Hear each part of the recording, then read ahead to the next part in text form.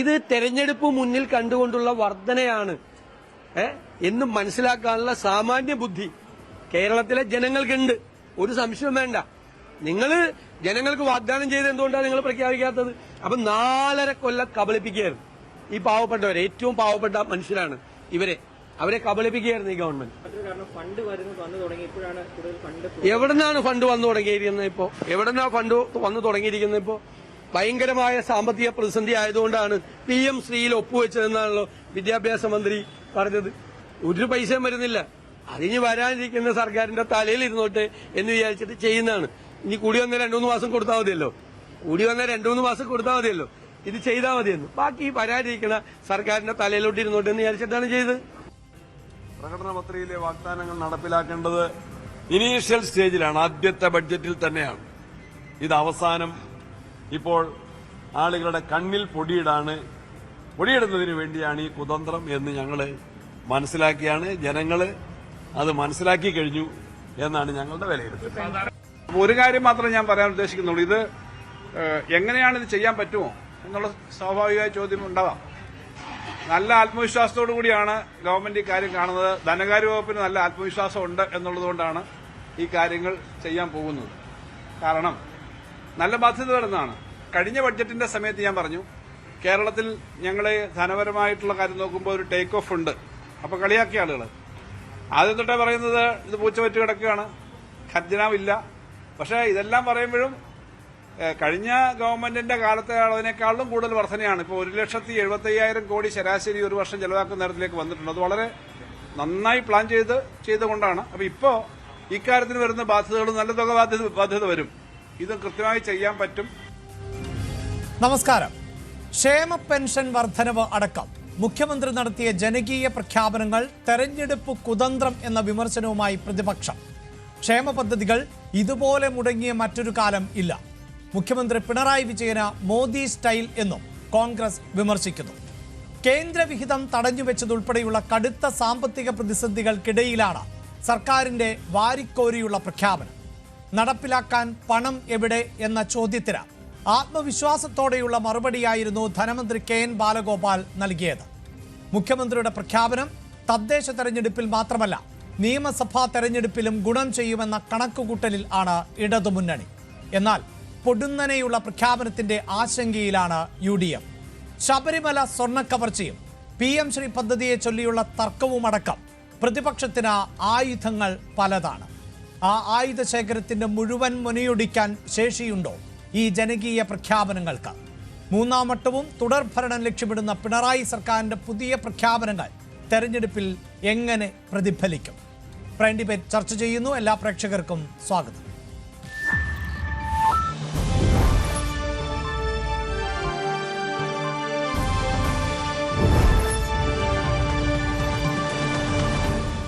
CMB നേതാവ് Shri CP John, doctor PK Gopan CPIM നേതാവ്, Shri Bipin C Babu BJP നേതാവ്, RV രാജേഷ് കോൺഗ്രസ് എന്നിവർ ആണ് ചർച്ചയിൽ പങ്കെടുക്കുന്നത്. ആദ്യം ശ്രീ CP ജോൺ. ഇന്നലെ പൊടുന്നനെയുണ്ടായ പ്രഖ്യാപനം, അതിനുശേഷം ധനമന്ത്രി KN ബാലഗോപാൽ ഉൾപ്പെടെ മാധ്യമങ്ങളെ കാണുന്നു. അദ്ദേഹം സാമ്പത്തിക പ്രതിസന്ധിയുടെ കാലഘട്ടത്തിൽ എങ്ങനെ ഇത്തരത്തിൽ ക്ഷേമ പെൻഷനുകൾ നൽകാൻ സാധിക്കുമെന്ന ചോദ്യം സ്വാഭാവികമാണ് എന്ന് അദ്ദേഹം പറയുന്നുണ്ട്. പക്ഷേ ഇതുവരെയുള്ള സർക്കാരിൻ്റെ പ്രവർത്തനങ്ങൾ ക്ഷേമ പെൻഷനുകൾ അടക്കം ജനങ്ങൾക്ക് നൽകിയതിനെ ഉദാഹരണമാക്കി ചൂണ്ടിക്കൊണ്ടാണ് ഇനിയും ഞങ്ങൾക്കത് സാധിക്കും എന്ന് പറഞ്ഞു വെക്കുന്നത്. സാമ്പത്തിക പ്രതിസന്ധി എന്നതൊരു യാഥാർത്ഥ്യമാണ്. അത് പക്ഷേ കാലങ്ങളായി മാറി മാറി വരുന്ന സംസ്ഥാന സർക്കാരുകൾ നേരിട്ടുകൊണ്ടിരിക്കുന്ന ഒന്നാണ്. പക്ഷേ ഇതിന് പ്രാപ്തിയുണ്ട് എന്ന് സംസ്ഥാന സർക്കാർ ഉറപ്പിച്ചു പറയുമ്പോൾ അത് തന്നെയല്ലേ സാമാന്യമായ ഒരു സമൂഹം വിശ്വസിക്കേണ്ടതും മുഖവിലക്കെടുക്കേണ്ടതും?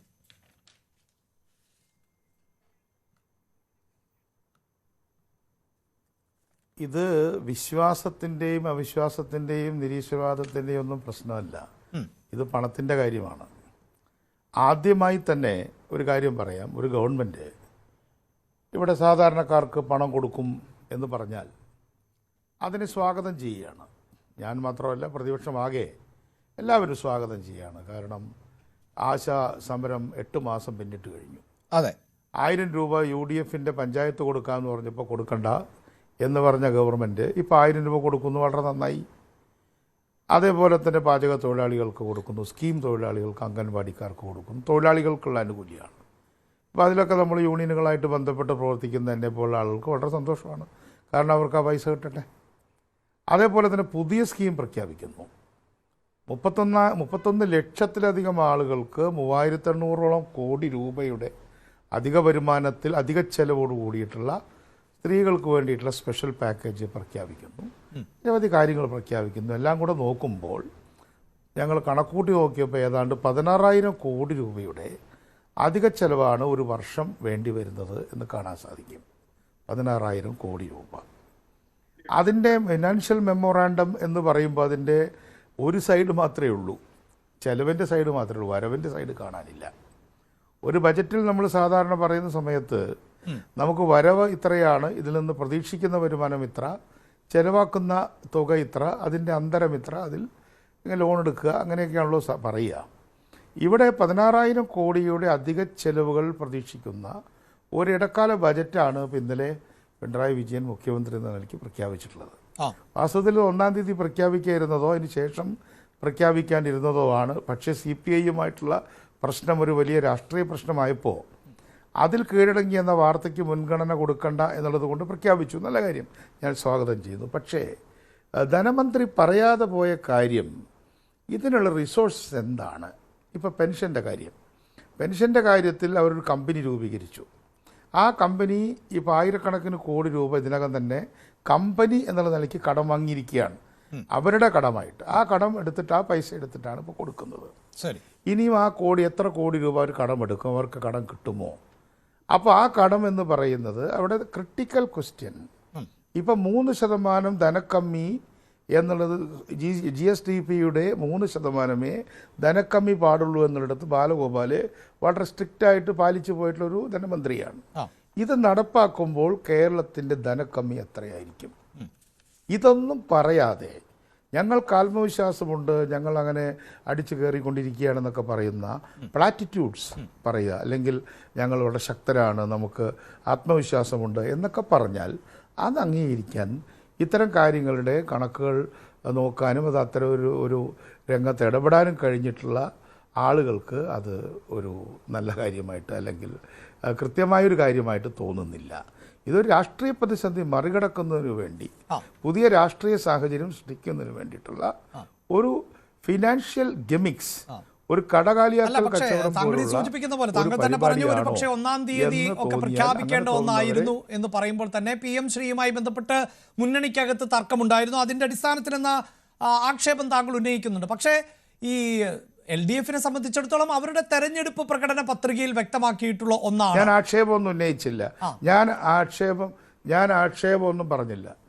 അതെ, പ്രകടന പത്രിക നടപ്പാക്കേണ്ടത് അധികാരത്തിൽ വന്ന് 6 മാസം കഴിയുമ്പോഴെങ്കിലുമാണ്, അല്ലെങ്കിൽ 1 വർഷം കൊണ്ടാണ്. 6 മാസം ബാക്കിയുള്ളപ്പോൾ പ്രകടന പത്രിക നടപ്പാക്കുക എന്ന് പറഞ്ഞാൽ അത് അടുത്ത തെരഞ്ഞെടുപ്പിന്റെ പ്രകടന പത്രിക എന്ന് മാത്രമേ അത് വായിക്കാൻ കഴിയുള്ളൂ. അല്ല, നമുക്ക് അങ്ങനെ 6 മാസം കൂടിയല്ലേ ഉള്ളൂ. അപ്പൊ അതുകൊണ്ട് 5 വർഷം, അതായത് ഒരു മുന്നണി അധികാരത്തിലേറിയാൽ അടുത്ത 5 വർഷം സാങ്കേതികമല്ല, രാഷ്ട്രീയമാണല്ലോ. പ്രകടന പത്രിക. അതെ, അല്ല എന്നാൽ പിന്നെ അവസാനം 2 ദിവസം മുമ്പ് പറഞ്ഞാലും മതിയല്ലോ. അപ്പോൾ അതുകൊണ്ട് ഇപ്പോൾ ഉണ്ടായിട്ടുള്ള പൊളിറ്റിക്കൽ കമ്പൽഷൻസിനെ മറികടക്കാൻ നേരത്തെ പ്രഖ്യാപിച്ചു, അല്ലെങ്കിൽ 1-ാം തീയതി പ്രഖ്യാപിക്കുമായിരുന്നു.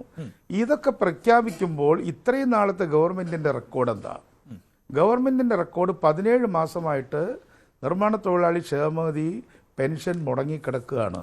അതിന് 900 കോടി കൊടുക്കുമെന്ന് ഇപ്പോൾ ഇതിൽ പറഞ്ഞിട്ടുണ്ട്. 17 മാസമായിട്ട് മുടങ്ങിക്കിടക്കുകയാണ്. ക്ഷേമ പെൻഷനുകൾ മുടങ്ങിയിട്ടുണ്ട്. അതുപോലെ നിരവധി കാര്യങ്ങൾ. എന്തിനു പറയും? നെൽകൃഷിക്കാരുടെ കാര്യം. നെൽകൃഷിക്കാരുടെ കാര്യം, ചിങ്ങത്തിൽ കൊയ്ത നെല്ലിന് മകരത്തിൽ പോലും വില കൊടുത്തിട്ടില്ല. അപ്പം ഇതൊക്കെ ചെയ്യാത്ത ഗവൺമെൻറ് പറയുമ്പോൾ സംശയമുണ്ട്. ഇപ്പോൾ കോട്ടയത്ത് നിന്ന് എക്യുപ്മെൻറ്റുമായിട്ട് അവിടുത്തെ കമ്പനിക്കാർ പോയി എന്നാണ് പറയുന്നത്, സ്റ്റെൻഡ് ഇടുന്ന എക്യുപ്മെൻറ്റ്. അപ്പോൾ അതുകൊണ്ട് വലിയ ക്രൈസിസിൽ നിൽക്കുകയും പ്ലാൻ മുഴുവൻ വെട്ടിക്കുറച്ചു. 30,000 കോടി രൂപയുടെ പ്ലാൻ വെട്ടിക്കുറച്ച ഗവൺമെൻറ്റാണ്. അത് തന്നെ പഞ്ചായത്തിന് കൊടുക്കാമെന്ന് പറഞ്ഞ വികസന ഫണ്ട് 7,500 കോടിയുടെ അവസാനത്തെ 4/1 കൊടുത്തേയില്ല കഴിഞ്ഞ തവണ. അത് 3-ാമത്തെ തന്നെ പൂർണ്ണമായി കൊടുത്തില്ല. അപ്പോൾ ഈ ഗവൺമെൻറ്റിൻ്റെ ട്രാക്ക് റെക്കോർഡിൽ പദ്ധതി പ്രവർത്തനങ്ങൾ ആകെ വെട്ടിക്കുറച്ചതുപോലെ ഇപ്പം പ്രഖ്യാപിച്ച 32,000 കോടിയും ഒരു 16,000-ആയി വെട്ടിക്കുറച്ചാൽ ഈ 16,000 കൊടുക്കാം. ശരി, ഞാൻ അപ്പോൾ താങ്കളിലേക്ക് പദ്ധതി വരാം. ഡോക്ടർ മാറ്റിവെച്ചുകൊണ്ട് ഗോപൻ, അത് പ്രഖ്യാപനങ്ങൾ നടത്തി Yes, എന്ന് വേണമെങ്കിൽ right. വായിച്ചെടുക്കാം. ഞാൻ വളരെ പെട്ടെന്ന് തിരികെ എത്താം. ഡോക്ടർ ഗോപൻ, ഇന്നലെ തന്നെ ഈ പ്രഖ്യാപനങ്ങൾ ഉണ്ടായതിന് തൊട്ടു പിന്നാലെ ധനമന്ത്രി മാധ്യമങ്ങളെ കണ്ടതാണ്. പക്ഷേ അദ്ദേഹം അങ്ങനെ ഒരു ഡേറ്റകളുടെ വിശദാംശങ്ങൾ ഒന്നും നൽകാൻ തയ്യാറായില്ല. അദ്ദേഹം മാധ്യമ പ്രവർത്തകരുടെ ഭാഗത്ത് നിന്നുണ്ടാകാൻ സാധ്യതയുള്ള ചോദ്യം അത് സ്വയം ഉദ്ധരിച്ചുകൊണ്ടാണ് അദ്ദേഹം മറുപടി നൽകിയത്. സംശയമുണ്ടാകാം എവിടെ നിന്നെടുത്ത് നൽകും എന്നുള്ളത്. പക്ഷേ അങ്ങനെ കൃത്യമായ ആത്മവിശ്വാസം ഉണ്ട്. സർക്കാരിൻ്റെ ചെലവുകളിൽ, അതായത് കൂടുതൽ തുക ചെലവഴിക്കാനുള്ള ശേഷി ഇപ്പോൾ സർക്കാരിനുണ്ട് എന്നൊക്കെ പറയുമ്പോഴും ശ്രീ CP ജോൺ ഉന്നയിക്കുന്നത് പോലെയുള്ള ചോദ്യങ്ങൾ പ്രസക്തമാകുന്നില്ലേ? ഒരു ഭാഗത്ത് ചെലവ് കൂടുന്നു, അതേസമയം വരവ് എന്നത് എവിടെ എന്ന് കാണിക്കാൻ പറ്റാത്ത സാഹചര്യം ഉണ്ടാകുന്നു. ഇപ്പോൾ തന്നെ പ്രതിസന്ധി നേരിടുന്ന സാഹചര്യത്തിൽ ഇനിയും കടമെടുക്കുക എന്നതിന് വലിയ പരിധി ഉണ്ടാകുന്ന ഒരു സാഹചര്യം. അപ്പോൾ ഈ പെൻഷൻ പ്രഖ്യാപിക്കുന്നു, അതിനിപ്പോൾ ഈ സർക്കാരിൻ്റെ കാലാവധി അവസാനിക്കാൻ ഏതാനും മാസങ്ങളേ ഉള്ളൂ എന്ന് താങ്കൾക്കും ബോധ്യമുള്ളതാണ്. അപ്പോൾ ഒരു ഇലക്ഷൻ ബമ്പർ എന്ന നിലയിൽ തന്നെയുള്ള ഒരു പ്രഖ്യാപനമെന്ന് പ്രതിപക്ഷം വിമർശിക്കുമ്പോൾ അതിന് കൃത്യമായ മറുപടി നൽകാൻ സാധിക്കുമോ? ശ്രീ അഭിലാഷ, ഇവിടെ സംസ്ഥാന ഗവൺമെന്റിന്റെ നേരിട്ടുള്ള തെരഞ്ഞെടുപ്പ് വരുന്നത് 6 മാസം കഴിഞ്ഞിട്ടാണ്. അതായത് 5 വർഷത്തെ കാലയളവിനുള്ളിൽ സംസ്ഥാന ഗവൺമെന്റിന്റെ മുമ്പിൽ ഇനി ഒരു ഇലക്ഷനിലേക്ക് 200ഓളം ദിവസങ്ങൾ ബാക്കി കിടക്കുകയാണ്. 6 മാസത്തിലധികം ബാക്കി കിടക്കുകയാണ്. ശരിയാണ്. കഴിഞ്ഞ കുറച്ച് വർഷങ്ങളായി ഈ പറഞ്ഞ ഇവിടെ ബഹുമാനപ്പെട്ട ധനകാര്യമന്ത്രി പ്രഖ്യാപിച്ച എല്ലാ കാര്യങ്ങളിലും ക്രമേണ വർധന കഴിഞ്ഞ കുറച്ച് നാളുകളായിട്ട് വന്നുകൊണ്ടിരുന്നതാണ്. ഉദാഹരണത്തിന് ക്ഷേമ പെൻഷൻ, പിണറായി ഗവൺമെന്റ് അധികാരത്തിലേൽക്കുമ്പോൾ ക്ഷേമ പെൻഷന്റെ തുക കൊടുത്തുകൊണ്ടിരുന്നതല്ല, അതിൽ പ്രഖ്യാപിക്കപ്പെട്ട തുക 600 രൂപയാണ്. അത് കൊടുത്തുകൊണ്ടിരുന്ന തുകയല്ല, പ്രഖ്യാപിച്ച തുക 600 രൂപയാണ്. ആ 600ന്റെ സ്ഥാനത്ത് 1600 രൂപ കഴിഞ്ഞ മാസം വരെ കൊടുത്തിട്ടുണ്ട്. അതിന്റെ പെൻഷൻ സെക്യൂരിറ്റി ഫണ്ട് ഉണ്ടാക്കിയപ്പോൾ അതും കേന്ദ്ര ഗവൺമെന്റ് കടത്തിന്റെ പരിധിയിൽപ്പെടുത്തിയതാണ്. പക്ഷെ അത് കടത്തിന്റെ പരിധിയിൽപ്പെടുത്തുമ്പോഴും നമുക്ക് ന്യായമായി എടുക്കാൻ അവകാശമുള്ള കടം പോലും കേന്ദ്ര ഗവൺമെന്റ് നിഷേധിക്കുകയും അതിന്റെ ഭാഗമായി നമ്മൾ സുപ്രീം കോടതിയെ സമീപിക്കുകയൊക്കെ ചെയ്തതാണ്. നമുക്ക് അത് ന്യായമായ കടമെടുക്കാനുള്ള അവകാശം പോലും തരാതിരിക്കുമ്പോഴാണ് കടത്തിന്റെ പിറകെ പോയിട്ടല്ല ഇത് ചെയ്യുന്നത് എന്നുള്ളത് സുവ്യക്തമാണ്. അതുപോലെ തന്നെ എങ്ങനെയാണ് ഈ പണം കണ്ടെത്തുക എന്നുള്ള ആശങ്കയല്ല ബഹുമാനപ്പെട്ട പ്രതിപക്ഷ നേതൃത്വത്തിനുള്ളത്, മറിച്ച് ഇങ്ങനെ ഒരു കാര്യം ചെയ്യാമോ എന്നുള്ളതാണ് അവർ ചോദിക്കുന്നത്. അതായത് രണ്ട് വാചകങ്ങൾ നമ്മൾ കേട്ടു ജനങ്ങളെ മുഴുവൻ അടച്ചാക്ഷേപിക്കുന്നത്. ഒന്ന്, UDFന്റെ കൺവീനർ ബഹുമാന്യനായ ശ്രീ അടൂർ പ്രകാശ് ഉപയോഗിച്ച വാക്ക് ശ്രീ അഭിലാഷിന്റെയും നിങ്ങളുടെ ചാനലുകളുടെയും മനസ്സിലുണ്ട്, മര്യാദകേടായി കാണിക്കുന്നുണ്ടാണ്. ഒരു തെറ്റായ കാര്യം ചെയ്താൽ, ഒരു മോശപ്പെട്ട കാര്യം ചെയ്താൽ നമ്മൾ ഉപയോഗിക്കുന്ന വാക്കെടുത്തിട്ടാണ് കേരളത്തിലെ 62 ലക്ഷം സാധാരണ മനുഷ്യരുടെ കൈക്കുമ്പിളി ലഭിക്കുന്ന 1600 രൂപയെ 2800 ആക്കാൻ പോകുന്നു എന്ന് കേട്ടിട്ടാണ് അദ്ദേഹം ഈ മര്യാദകേട് എന്ന വാക്ക് ഉപയോഗിച്ചത്. അത് 2000-ലെത്തിയപ്പോൾ അദ്ദേഹം കരുതി വച്ചിരിക്കുന്ന ഏറ്റവും വൃത്തിഹീനമായ വാക്കുകൾ ഏതാണെന്നുള്ളത് പുറത്തു വരാനിരിക്കുന്നതേ ഉള്ളൂ. അപ്പൊ ജനങ്ങൾക്ക് സഹായം ചെയ്താൽ അത് ഏറ്റവും ആക്ഷേപിക്കുന്ന ഒരു പ്രതിപക്ഷം നമ്മുടെ രാജ്യത്ത് എവിടെയാണ് എത്തി നിൽക്കുന്നത് എന്നുള്ളതാണ് ഒന്നാമത്തെ കാര്യം. രണ്ടാമത് ഇതിനുള്ള സമ്പത്ത് എവിടുന്നുള്ളതാണ്. സമ്പത്ത് ധനകാര്യമന്ത്രി പറഞ്ഞത് ഞങ്ങൾക്ക് ആത്മവിശ്വാസമുണ്ട്. പക്ഷെ എന്താ ആത്മവിശ്വാസം? ധനകാര്യമന്ത്രി പറയുന്നതിന്റെ ഒരു കാരണവും ഗവൺമെന്റ് ചെയ്ത് കാണിച്ചു കൊടുത്തതും അതിവേഗതയിൽ നമുക്ക് സാമ്പത്തിക ശേഖരണം, നമ്മുടെ വരുമാന മാർഗത്തെ നമുക്ക് മുഴുവൻ പിരിച്ചെടുക്കാൻ വേണ്ടി നടത്തിക്കൊണ്ടിരിക്കുന്ന ഒരു പരിശ്രമമുണ്ട്. അതായത് നികുതി കുടിശ്ശിക പിരിക്കുക എന്നുള്ളത്, അത് സാമ്പത്തിക ശാസ്ത്ര വിഭാഗത്തിലൊക്കെ പ്രവർത്തിച്ചിട്ടുള്ള അതിനുശേഷിയുള്ള ബഹുമാന്യനായ CP ജോണിന് അത് അറിയാൻ വയ്യാത്തതല്ല. അപ്പൊ നികുതി കുടിശ്ശിക പിരിച്ചെടുക്കാൻ ഗവൺമെന്റ് നടത്തിയിട്ടുള്ള അശ്രാന്ത പരിശ്രമം എന്തുകൊണ്ടാത്? നമ്മൾ സാധാരണ പറയാറുണ്ട്, ആവശ്യമാണ് സൃഷ്ടിയുടെ മാതാവ്. സെൻട്രൽ ഗവൺമെന്റ് എല്ലാ മേഖലയിലും 60-40 എന്നുള്ള കേന്ദ്ര സ്കീമിന്റെ പണമാണ് അവർ തരാനുള്ളത്. ഒന്നാമത്തത്. രണ്ടാമത്, ഇവിടുന്ന് പിരിച്ചെടുത്തുകൊണ്ട് പോകുന്ന നികുതി വിഹിതമാണ് അവർ തരാനുള്ളത്. GSTയുടെ നഷ്ടപരിഹാരം അവർ തരാനുള്ളത്. അല്ലാതെ അവരുടെ ഔദാര്യം കൊണ്ട് തരുന്നതല്ല. ആ തരാനുള്ള പണം പോലും തരാതിരിക്കുകയും നമ്മളെ വിഷമത്തിൽ നടപ്പാക്കുകയും ചെയ്തപ്പോ നമ്മുടെ മുമ്പിൽ പിന്നെ വേറെ മാർഗമില്ല. നമുക്ക് നികുതി പിരിച്ചെടുക്കാനുള്ള കഠിനമായ പരിശ്രമത്തിലേക്ക് പോവുക. ശരി. ജനങ്ങളെ മാറ്റി നിർത്തിക്കൊണ്ടും അവർക്ക് കൊടുക്കേണ്ടത് കൊടുക്കാതെയും നമുക്ക് ഭരണം മുന്നോട്ട് കൊണ്ടുപോകാൻ കഴിയില്ല. ശരി. അതിന് PMC എന്നോ CPI എന്നോ ഒക്കെ നമുക്ക് വ്യാഖ്യാനിക്കാം. പക്ഷേ ഗവൺമെന്റ് അതിനുള്ള തുക കണ്ടെത്തിക്കൊണ്ടാണ്. മാത്രമല്ല, ഇത് 6 മാസം ഇനി ഗവൺമെന്റിന്റെ മുമ്പിൽ ഉണ്ടല്ലോ. അപ്പൊ കൊടുക്കുമല്ലോ എന്ന് അറിയാമല്ലോ. വെറുതെ ഒരു കാര്യം കൂടി പറയാം. ഇത് പ്രതിപക്ഷത്തിന് കൊടുക്കാൻ വേണ്ടി മാറ്റിവെച്ചേക്കാൻ അവർ വിഷമിക്കണ്ട. അടുത്ത 5 വർഷം ഇത് ഞങ്ങൾ തന്നെ കൊടുത്തോളാം. അവരുടെ കാര്യത്തിൽ ഒരാശങ്കപ്പെടുക. ശരി, ആ ആത്മവിശ്വാസത്തോടു കൂടി തന്നെയാണ്. തീർച്ചയായും താങ്കൾ പറഞ്ഞതുപോലെ ക്ഷേമ പെൻഷനുകൾ ജനങ്ങളിലേക്ക് എത്തുന്നുവെങ്കിൽ അത് നല്ല കാര്യം തന്നെ. പക്ഷേ പ്രതിപക്ഷം ഈ ആശങ്ക ഉന്നയിക്കുന്നത് വെറുതെ എന്ന് നമുക്ക് പറയാൻ സാധിക്കില്ലല്ലോ. താങ്കൾ ഈ പറഞ്ഞു, അതായത് പണം എങ്ങനെ തിരിച്ചെടുക്കാം എന്നതുമായി ബന്ധപ്പെട്ട് ഒരു കർമ്മ പദ്ധതിയുമായി തന്നെ സംസ്ഥാന സർക്കാർ മുന്നോട്ട് പോകുന്നതിൻ്റെ അടിസ്ഥാനത്തിൽ എന്ന് പറയുമ്പോഴും കണക്കുകൾ അപ്രകാരമല്ലല്ലോ. ഇപ്പോൾ ഒന്നാം പിണറായി വിജയൻ സർക്കാർ 2016 അധികാരത്തിലേറുമ്പോൾ കേരളത്തിൻ്റെ പൊതുകടം എന്നത് ഏതാണ്ട് 1.57 ലക്ഷം കോടിയാണ്. ഏറ്റവും ഒടുവിലെ കണക്ക് പ്രകാരം അത് 4.22 ലക്ഷമാണ്. ഈ സർക്കാർ അധികാരത്തിൽ നിന്നൊഴിയുമ്പോൾ, അതിനുശേഷം ഏത് സർക്കാർ അധികാരത്തിൽ വരുമെന്നത് അറിയില്ല, എന്തുമാകട്ടെ 6 ലക്ഷം കോടിയിലേക്ക് നമ്മുടെ കടം കുതിക്കുന്നു എന്നുള്ളത് അത് ഡേറ്റകൾ ആണല്ലോ ശ്രീ ഗോപൻ. അതിൻ്റെ മറുഭാഗത്ത് താങ്കൾ ഈ പറയുന്നത് പോലെ ഈ കുടിശ്ശികയടക്കം പിരിച്ചെടുക്കാൻ പറ്റുന്നത് ഈ തുകയുമായി താരതമ്യം ചെയ്യാവുന്ന ഡേറ്റകൾ ആണോ? അതായത് ഇനി വരാൻ പോകുന്ന അധിക ബാധ്യത എന്നത് ഈ കുടിശ്ശിക പണം കൊണ്ട് മറികടക്കാൻ പറ്റുന്ന ഒന്നാണോ? അല്ല ശ്രീ അഭിലാഷ്, അഭിലാഷ് പറഞ്ഞ കണക്കിലൊരു ചെറിയ വശമുണ്ട്. കേരളത്തിൽ 6 ലക്ഷം കോടി രൂപയുടെ കടമില്ല. അല്ല, നിലവിലുണ്ട് എന്നല്ല ഞാൻ പറഞ്ഞത്, അതിലേക്ക് എത്തുന്നു എന്നാണല്ലോ കണക്കുകൾ എന്നാണ് മനസ്സിലായത്. ഇപ്പൊ നിലവിൽ 6 ലക്ഷം കോടി രൂപയുടെ കടം കേരളത്തിലില്ല. 4 ലക്ഷം കോടിയില്ലേ? 4 ലക്ഷം 6 ലക്ഷം കോടി വരെ. അല്ല, അത് ഏറ്റവും ഒടുവിലെ ഡേറ്റ അതാണല്ലോ വന്നിട്ടുള്ളത്. അതുകൊണ്ട് ഞാൻ പറഞ്ഞു എന്നേ ഉള്ളൂ. ഇനി വരാനിരിക്കുന്ന ഡേറ്റയാണ്. ശരി, ഞാനത് പറയട്ടെ. നമ്മളിങ്ങനെ ബഹളം ഉണ്ടാക്കിയാൽ കേൾവിക്കാർക്ക് അസ്വസ്ഥത ഉണ്ടാക്കും. അതായത് 4 ലക്ഷം കോടിയുടെ സ്ഥാനത്ത് 6 ലക്ഷം കോടി എന്ന് പറഞ്ഞാൽ അത് എത്ര വലിയ മാറ്റമാണെന്നറിയോ? ചെറിയ തുകയല്ല അങ്ങ് പറഞ്ഞേ. 10,000 20,000 അല്ല, 2 ലക്ഷം കോടിയുടെ കാര്യം പറഞ്ഞു. ശ്രീ ഗോപൻ, താങ്കൾ പറഞ്ഞതുകൊണ്ട് ഞാൻ തടസ്സപ്പെടുത്തുകയല്ല, ഞാൻ ആവർത്തിക്കുന്നു. ഞാനത് ടെക്നിക്കലി പറയുന്നത് തെറ്റെങ്കിൽ അത് തെറ്റ് തന്നെയാണ്. ഞാൻ ഇപ്പോഴും പറയുന്നു, ഡേറ്റകൾ അനുസരിച്ച് 4 ലക്ഷം കോടി, പക്ഷേ അതിലേക്ക് കുതിക്കുന്നു. അതായത് 6 ലക്ഷം കോടിയിലേക്ക് നമ്മുടെ ഈ ബജറ്റുമായി ബന്ധപ്പെട്ട് അടക്കമുള്ള ഡേറ്റകൾ പരിശോധിക്കുമ്പോൾ അങ്ങനെ കുതിക്കുന്നു എന്ന വിവരമാണ് എനിക്ക് മനസ്സിലാക്കാൻ സാധിച്ചത്. അതാണ് പറഞ്ഞത്. അത് സാങ്കേതികമായ കണക്കായി ഞാനും പറയുകയല്ല. അല്ല അഭിലാഷേ, നമ്മൾ ഇതിനെ ഒരു താരതമ്യത്തിന് വിധേയമാക്കിയാൽ മതി. ഇത്തരം ആനുകൂല്യങ്ങളൊന്നും കൊടുക്കാതെ ജനങ്ങളെ ദ്രോഹിച്ചുകൊണ്ടിരിക്കുന്ന ഇതര സംസ്ഥാന ഗവൺമെന്റുകളുടെ കടത്തിന്റെ അനുവാദം അങ്ങൊന്ന് പരിശോധിച്ച് നോക്കിയേ. സെൻട്രൽ ഗവൺമെന്റിന്റെ കടത്തിന്റെ അനുവാദം എത്ര? 25 ലക്ഷം കോടി രൂപ കടമുള്ളതാണ് കേന്ദ്ര ഗവൺമെന്റ്. കേരളത്തിന് അർഹതപ്പെട്ട കടം പോലും കേരളം എടുക്കുന്നില്ല, എടുക്കാൻ അവർ സമ്മതിക്കുന്നതുമില്ല. അപ്പൊ വലിയ 25 അല്ല 200 ലക്ഷം കോടി, 200 ലക്ഷം കോടി രൂപയുടെ കടമാണ് കേന്ദ്ര ഗവൺമെന്റ് വരുത്തി വെച്ചിട്ടുണ്ട്. കേന്ദ്ര സർക്കാർ അവിടെ മറ്റ് സ്റ്റേറ്റുകൾ, അവരൊക്കെ ഭരിക്കുന്ന മറ്റ് സ്റ്റേറ്റുകൾ, അത് BJP ആയാലും കോൺഗ്രസ് ആയാലും ഭരിക്കുന്ന സ്റ്റേറ്റുകളും കേരളത്തിന്റെ ജനസംഖ്യാനുപാതികമായ കടവുമായിട്ട് താരതമ്യം ചെയ്തു കഴിഞ്ഞാൽ നമ്മൾ ആ കടത്തിലേക്കല്ല പോകുന്നത്. അതിനകത്ത് വേറൊരു കാര്യമുള്ളത്, ഈ 6 വരി പാത യാഥാർത്ഥ്യമാവുകയും 2.5 ലക്ഷം സംരംഭങ്ങൾ ആരംഭിക്കുകയും കേരളത്തിലെ ടൂറിസം വികസിക്കുകയും കേരളത്തിന്റെ വ്യാവസായിക നിക്ഷേപം വർദ്ധിക്കുകയൊക്കെ ചെയ്യുന്ന ഒരു സാഹചര്യം കൂടി ഉടലെടുത്തു വരികയാണ്. അപ്പൊ കേരളത്തിന്റെ വരുമാനം വർദ്ധിക്കുക എന്നുള്ളത്, വരുമാനം വർദ്ധിപ്പിക്കുക എന്നുള്ളത് ഗവൺമെന്റിന്റെ മുമ്പിലെ ഒരു പ്രധാനപ്പെട്ട പ്രശ്നം തന്നെയാണ്. അതിനെ പ്രശ്നവൽക്കരിക്കാതെ അതിനെ യാഥാർത്ഥ്യബോധത്തോട് നോക്കി വരുമാന വർധനവിനുള്ള സമീപനമാണ് ഗവൺമെന്റ് സ്വീകരിക്കുന്നത്. ആ സമീപനത്തിൽ ഒരു കാര്യം ചെയ്താൽ മതി.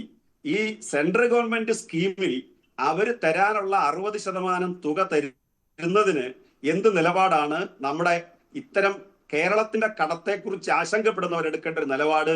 സെൻട്രൽ ഗവൺമെന്റ് തരുന്ന പണം, അവരുടെ പദ്ധതിയുടെ പണം പോലും 60-40 എന്നുള്ള പണം പോലും തരാതിരിക്കുമ്പോൾ അതിൽ പ്രതികരിക്കേണ്ടതായിട്ടുണ്ട്.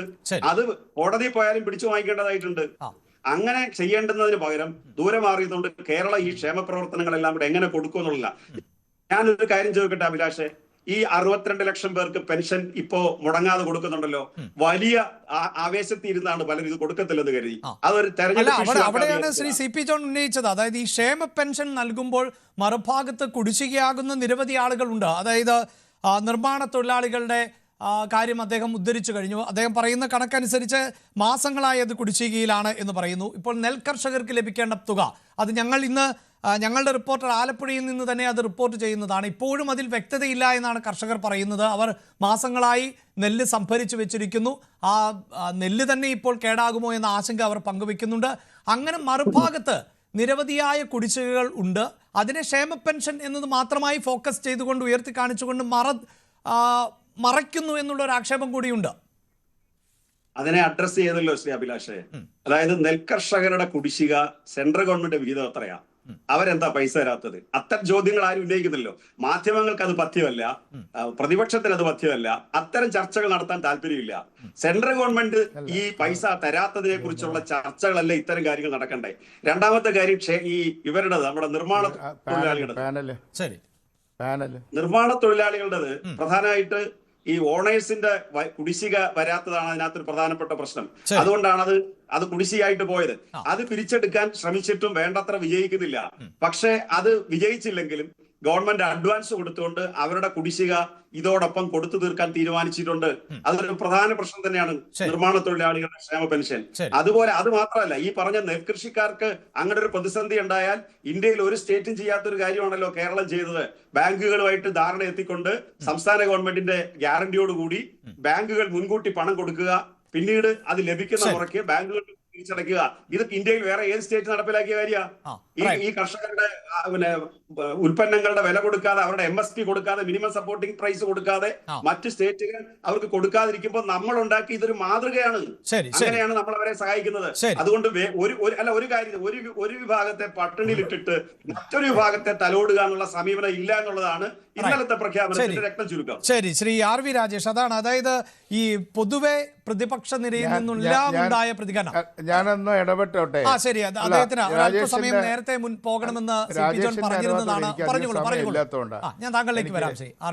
അല്ല, അല്പസമയമല്ല, ഞാൻ 7:30 വരെ ഉള്ളൂ. അതുകൊണ്ട് പറയാണ് രാജേഷിന്റെ അനുവാദത്തോട് കൂടിയിട്ട്.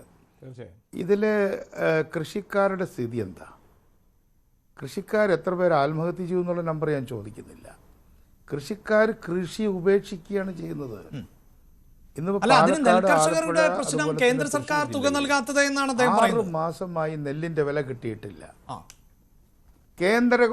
തെറ്റാണത്.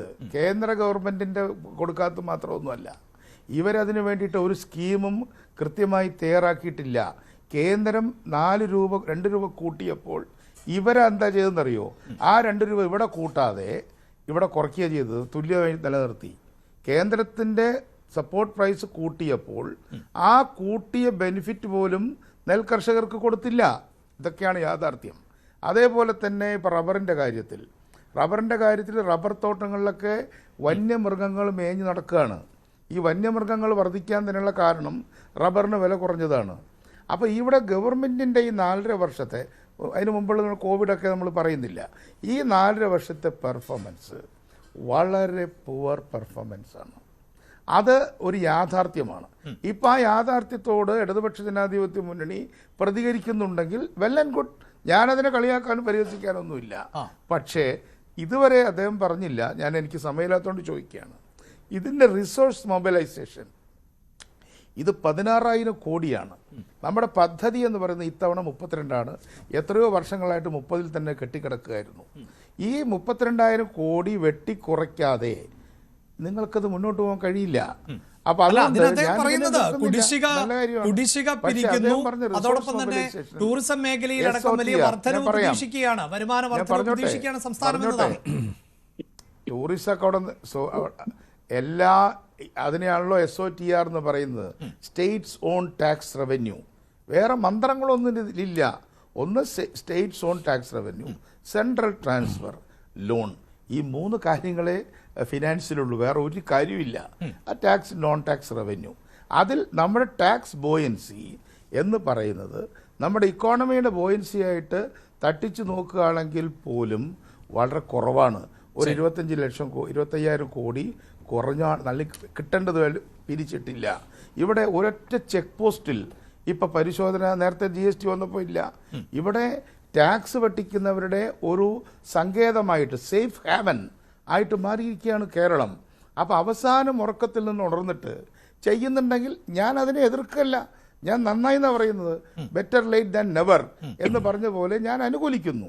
പക്ഷേ ഇത്രയും 4.5 വർഷം ഉറങ്ങിയ ഒരു ഗവൺമെന്റ് അവസാനത്തെ 6 മാസത്തേക്ക് ഉണരുമ്പോൾ അതിൽ നമുക്ക് അവരെ വിമർശിക്കാതിരിക്കാൻ സാധിക്കില്ല. എനിക്ക് പോകാൻ അനുവദിക്കാമെങ്കിൽ എന്നെ പറഞ്ഞു വിടുന്നതായിരിക്കും. തീർച്ചയായും വളരെ നന്ദി. തീർച്ചയായും താങ്കൾ നേരത്തെ തന്നെ ഈ സമയം പരിമിതിയെ കുറിച്ച് സൂചിപ്പിച്ചതാണ്. വളരെ നന്ദി ശ്രീ CP ജോൺ, ചർച്ചയുടെ ഭാഗമായതിന്. ശ്രീ RV രാജേഷ്, ഇവിടെ ഏറ്റവും ശ്രീ അഭിലാഷേ, അതിലൊരു ചെറിയ പ്രതികരണം നടത്താതിരിക്കുന്നത് അനുചിതമാണ്. അദ്ദേഹത്തെ പോലെ ഒരാൾ ഇങ്ങനെ ഒരു കമന്റ് പറഞ്ഞിട്ട് പോകുമ്പോ അദ്ദേഹത്തിന് പോകാനുള്ള അവസരമുണ്ട്, നടക്കട്ടെ. പക്ഷേ അദ്ദേഹം പറഞ്ഞതിൽ പിന്നെ എനിക്കിവിടെ എനിക്കൊരു സംശയം തോന്നിയത്, BJP-യുടെ പ്രതിനിധി ഈ ചർച്ചയിൽ ഉണ്ടാവില്ലയോ? എനിക്കറിയാം അഭിലാഷേ. അതിന് പരിഹാരമായി ശ്രീ CP ജോൺ പെരുമാറുന്നു എനിക്കൊരു സംശയം. ഒടുവിൽ ശ്രീ P ജോൺ പറഞ്ഞത് എന്താണ്? അതായത് ഇടതുപക്ഷം നല്ലത് ചെയ്യുന്നുവെങ്കിൽ നല്ലതാകട്ടെ എന്ന് അദ്ദേഹം പറഞ്ഞു. അല്ല, അതായിക്കോട്ടെ. പക്ഷേ അദ്ദേഹം പറഞ്ഞത് ഈ കേന്ദ്ര ഗവൺമെന്റ് കൊടുക്കാതിരിക്കുന്ന പ്രശ്നമൊന്നുമില്ലെന്ന് അദ്ദേഹത്തെ പോലെ ഒരാൾ പറയുന്നതിന്റെ യുക്തി എന്താ? അല്ല, പക്ഷെ അദ്ദേഹം പറഞ്ഞത് എന്താണ്? അതായത് കേന്ദ്രം തുക കൂട്ടിയപ്പോൾ അതിന്റെ ആനുകൂല്യം കേന്ദ്രം കൂട്ടിയ പൊള്ളിയിട്ട് കാര്യമില്ല. അല്ല, കൊടുത്തില്ല. അല്ല, നെൽകർഷകർക്ക് സെൻട്രൽ അല്ല, ഞാൻ പറഞ്ഞോട്ടെ, അങ്ങ് പറഞ്ഞല്ലോ. അതൊക്കെ ഞാൻ സഹിച്ചോളാം. അങ്ങ് പറഞ്ഞല്ലോ. ശരി, അല്ല, അങ്ങ് പറഞ്ഞല്ലോ, ഞാൻ ഇടപെട്ടില്ലല്ലോ. ഞാൻ BJP ഞാൻ ചോദിച്ചതിന് ആൻസർ ചെയ്യൂ. അല്ല, ഞാൻ പറയുന്നതിനോട് ആൻസർ ചെയ്തിട്ട് പോയട്ടെ. പറഞ്ഞോളൂ. ഞാൻ പറയുന്നതിന് ആൻസർ ചെയ്ത് പോയട്ടെ. BJP-യുടെ ഡെലിഗേറ്റ് പോലും വാദിക്കാത്തത്ര ശക്തമായി സെൻട്രൽ ഗവൺമെന്റ് കൂട്ടിയ പണം ഇവിടെ കൊടുത്തില്ലെന്ന് പറഞ്ഞാൽ സെൻട്രൽ ഗവൺമെന്റ് പണം തന്നോ സാർ നെല്ലിന് വില കൊടുക്കാൻ? സെൻട്രൽ ഗവൺമെന്റ് ഇവിടെ MSPക്ക് വേണ്ടി അവിടെ വടക്കേ ഇന്ത്യയിൽ നടത്തിക്കൊണ്ടിരിക്കുന്ന സമരം എന്തിനു വേണ്ടിയാ സാർ? കോൺഗ്രസ് ആയാലും ഇടതുപക്ഷമായാലും മറ്റുള്ളവർ നടത്തിക്കൊണ്ടിരിക്കുന്ന സമരം എന്തിനു വേണ്ടിയാ? കർഷകരെ അണിനിരത്തിക്കൊണ്ട് നടക്കുന്ന സമരം. ഇനി കർഷക ആത്മഹത്യ അങ്ങ് സപ്പോർട്ട് ചെയ്യുന്ന മൻമോഹൻ സിംഗിന്റെയും നരസിംഹറാവുവിന്റെയും കാലത്ത് അങ്ങ് എൻറാമിനെ വായിക്കുന്ന ആളാണല്ലോ, അങ്ങ് സായിനാഥിനെ വായിക്കുന്ന ആളാണല്ലോ. അവരൊക്കെ പുറത്തു കൊണ്ടുവന്ന കണക്കെത്രയാ സാർ കോൺഗ്രസിന്റെ കാലത്ത് ആത്മഹത്യ ചെയ്യുന്നത്, അതിനുശേഷം BJP-യുടെ കാലത്ത് ആത്മഹത്യ ചെയ്യുന്നത്? അതിനെ ബന്ധപ്പെടുത്തിക്കൊണ്ടാണോ അങ്ങ് കേരളത്തിലെ ആത്മഹത്യയെ കുറിച്ച് പറയാൻ ശ്രമിക്കുന്നത്? കേരളത്തിലെ കർഷകർ ആത്മഹത്യ ചെയ്യാന്ന്. ഇവിടെ നെല്ലിന്റെ താങ്ങുവില സെൻട്രൽ ഗവൺമെന്റ് നിശ്ചയിച്ച തുക എന്താ കൊടുക്കാത്തത്? ഏത് സ്കീമിന്റെ കുഴപ്പം കൊണ്ടാ സ്കീം തയ്യാറാക്കി കൊടുക്കുന്നില്ലെന്ന്? ഇത് സാധാരണ തെരുവിൽ കോൺഗ്രസ്സുകാർ പ്രസംഗിച്ചുകൊണ്ടിരിക്കുന്ന കാര്യമാണ്. BJP-യെ സപ്പോർട്ട് ചെയ്യാനും കേരളത്തിലെ ഗവൺമെന്റിനെ എഴുത്തി കാണിക്കാനും. അതാണ് സുപ്രീം കോടതി എടുത്തിട്ട് കുടഞ്ഞല്ലോ. ചൂരൽമലയിലെ ബാങ്കുകളുടെ കുടിശ്ശിക എഴുതി തള്ളുന്നതിന് ഏത് കണക്കിന്റെ അഭാവത്തിലാണ് അത് ചെയ്യാതിരിക്കുന്നത്? അത് കോടതി പറഞ്ഞ വാചകം ഒരു രാഷ്ട്രീയ നേതൃത്വം പോലും പറയാത്ത വാചകമാണ് കോടതി അവർക്കെതിരായിട്ട് ഉപയോഗിച്ചത്. അപ്പൊ അത് സംസ്ഥാന ഗവൺമെന്റ് ചെയ്യുന്ന കാര്യങ്ങളെ കേന്ദ്ര ഗവൺമെന്റ് കൊടുക്കുന്ന പണം കൊടുക്കുന്ന സമീപനമാണ്.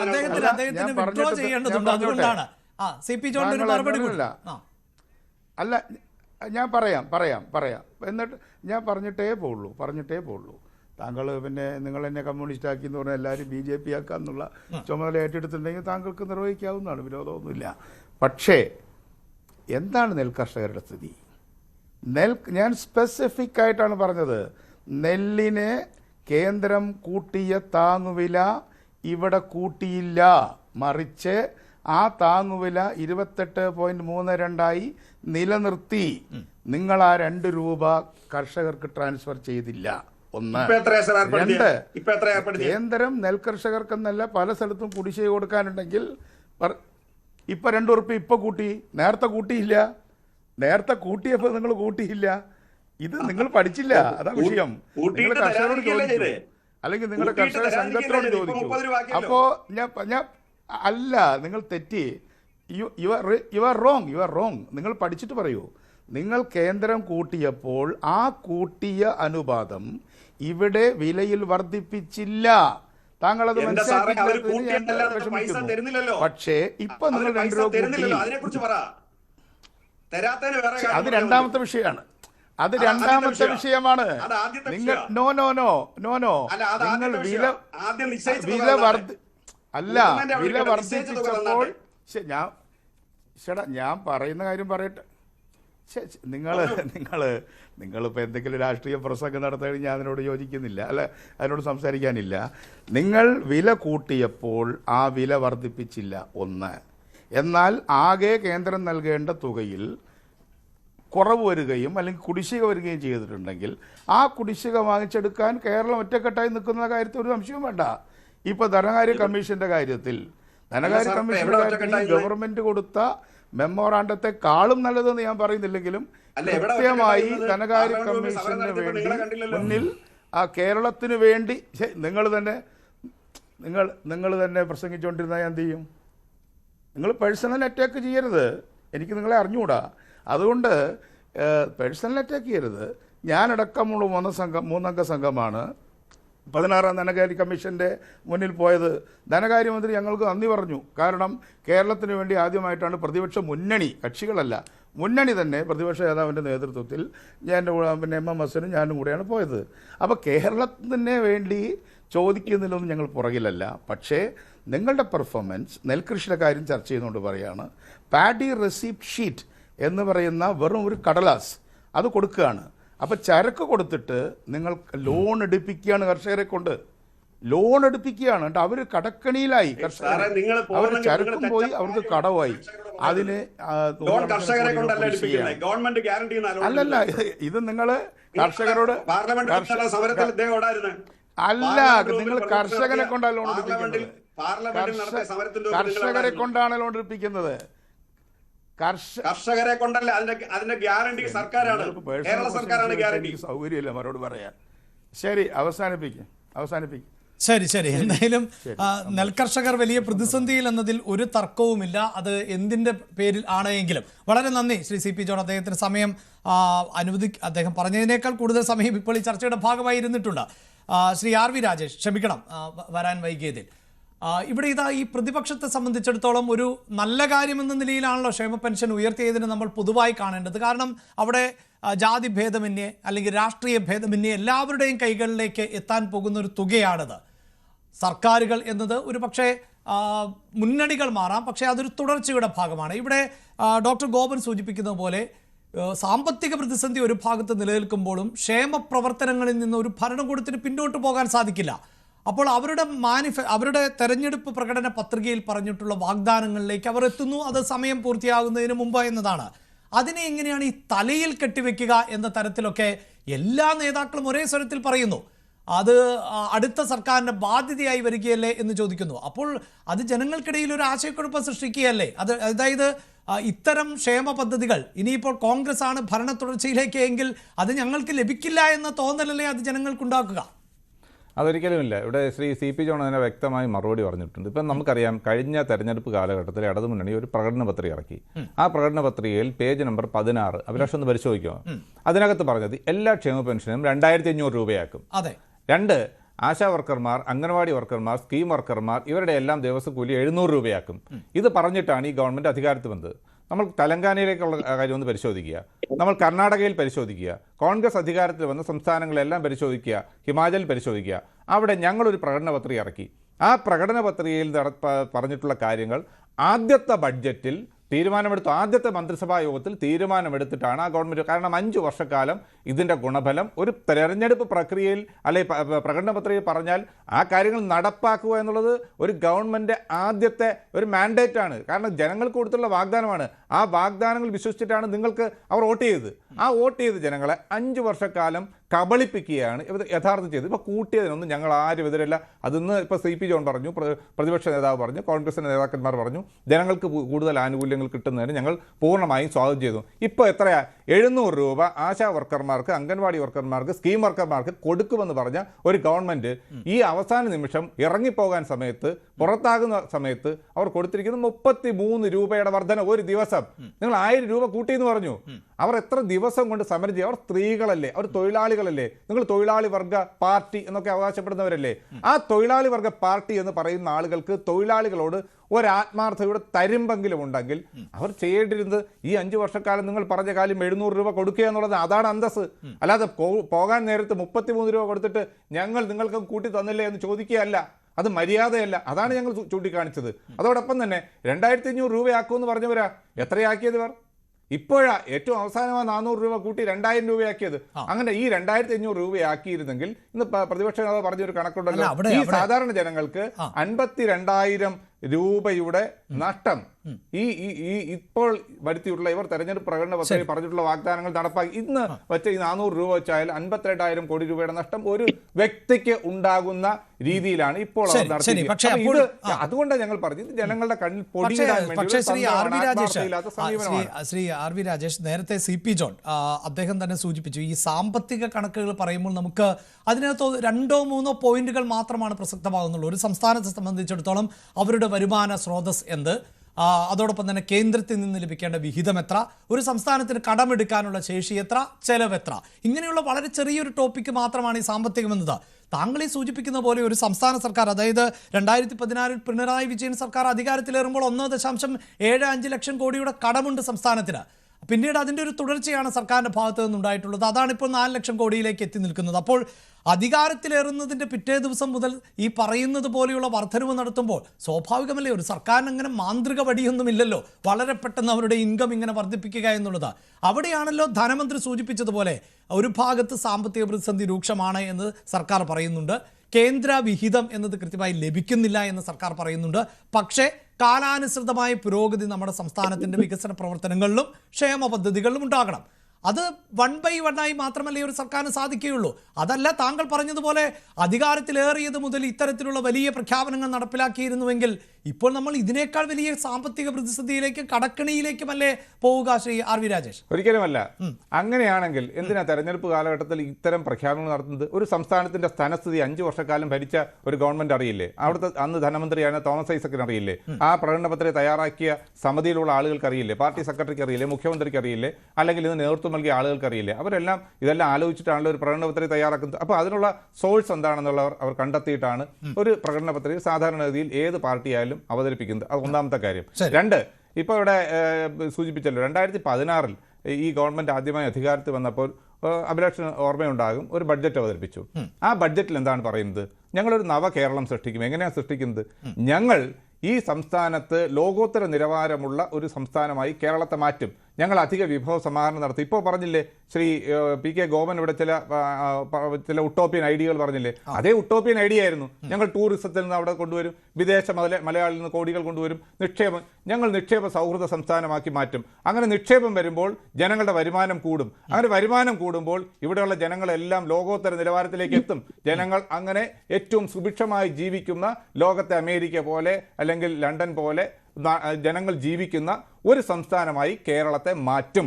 ഇതാണ് ആദ്യത്തെ ബഡ്ജറ്റിൽ. സംശയമുണ്ട് ആ ബഡ്ജറ്റ് പ്രസംഗത്തിൽ ഇവർ പറഞ്ഞിട്ടുള്ള കാര്യങ്ങൾ. അതിന് ഞങ്ങളുടെ കയ്യിൽ ഒരു മാന്ത്രിക വടിയുണ്ട്. ആ മാന്ത്രിക വടി എന്ന് പറയുന്നത് കിഫ്ബി ആണ്. കിഫ്ബിയിലൂടെ ഞങ്ങൾ 50,000 കോടി രൂപയുടെ വിഭവ സമാഹരണം നടത്തും. അത് നടത്തും, ഇത് നടത്തും. അങ്ങനെ കിഫ്ബിയിലൂടെ കേരളം, ഇന്ന് കാണുന്ന കേരളം 5 വർഷക്കാലം കഴിയുമ്പോൾ ലോകോത്തര നിലവാരത്തിലെത്തും. അപ്പോൾ ഇവിടെയുള്ള കുട്ടികൾക്കെല്ലാം ഇവിടെ തൊഴിൽ ലഭിക്കും. ഇവിടെയുള്ള ആളുകളെല്ലാം വലിയ രീതിയിലേക്ക് അവരുടെ വരുമാനം വർദ്ധിക്കും. അവർ ആഡംബര രീതിയിൽ ജീവിക്കും, അമേരിക്ക പോലെ ജീവിക്കും. ഇതെല്ലാം പറഞ്ഞത് കേരളത്തിൻ്റെ നിയമസഭയിലും പുറത്തും കേരളത്തിൻ്റെ മുഖ്യമന്ത്രിയും ധനകാര്യമന്ത്രിയും ഈ മന്ത്രിമാരും ഒക്കെയാണ് പറഞ്ഞത്. ഇപ്പോൾ എന്താ? 5 വർഷവും കഴിഞ്ഞ് 9.5 വർഷം കഴിഞ്ഞപ്പോൾ കേരളത്തിൻ്റെ സ്ഥിതി എന്താ? കുണ്ടും കുഴിയുമായി കിടക്കുന്ന റോഡുകൾ. കുട്ടികൾ ഈ സംസ്ഥാനത്ത് ജീവിക്കാൻ നിവൃത്തിയില്ലാതെ അവർ പഠനത്തിനെന്നും മറ്റും പറഞ്ഞ് വിദേശത്ത് പോയി അവിടെ സെറ്റിൽ ചെയ്യുന്നു. കേരളത്തിൻ്റെ യുവത ഇന്ന് കേരളം വിട്ടുപോകുന്ന ഒരവസ്ഥയാണ്. എന്താ? കേരളത്തിൽ ലോകോത്തര നിലവാരമുള്ള തൊഴിലുണ്ടെങ്കിൽ അല്ലെങ്കിൽ വരുമാനം ഉണ്ടെങ്കിൽ കുട്ടികൾ ഇവിടെ നിൽക്കട്ടെ. ആ രീതിയിൽ ആശുപത്രിയിൽ മരുന്നില്ല, ഉപകരണങ്ങളില്ല, പഞ്ഞിയില്ല. അവിടെ ശസ്ത്രക്രിയക്ക് പോകുന്ന ആളുകളുടെ അവസ്ഥ, അവിടെയുള്ള ഡോക്ടർമാർ തന്നെ പറയുന്ന അവസ്ഥ, അവരെ വേട്ടയാടുന്നത് നമ്മൾ കാണുകയാണ്. അതാണ് ആശുപത്രിയുടെ അവസ്ഥ. ഇവിടെ എല്ലാ രംഗത്തും തകർച്ച മാത്രമാണ്. ഈ 9.5 വർഷക്കാലം കൊണ്ട്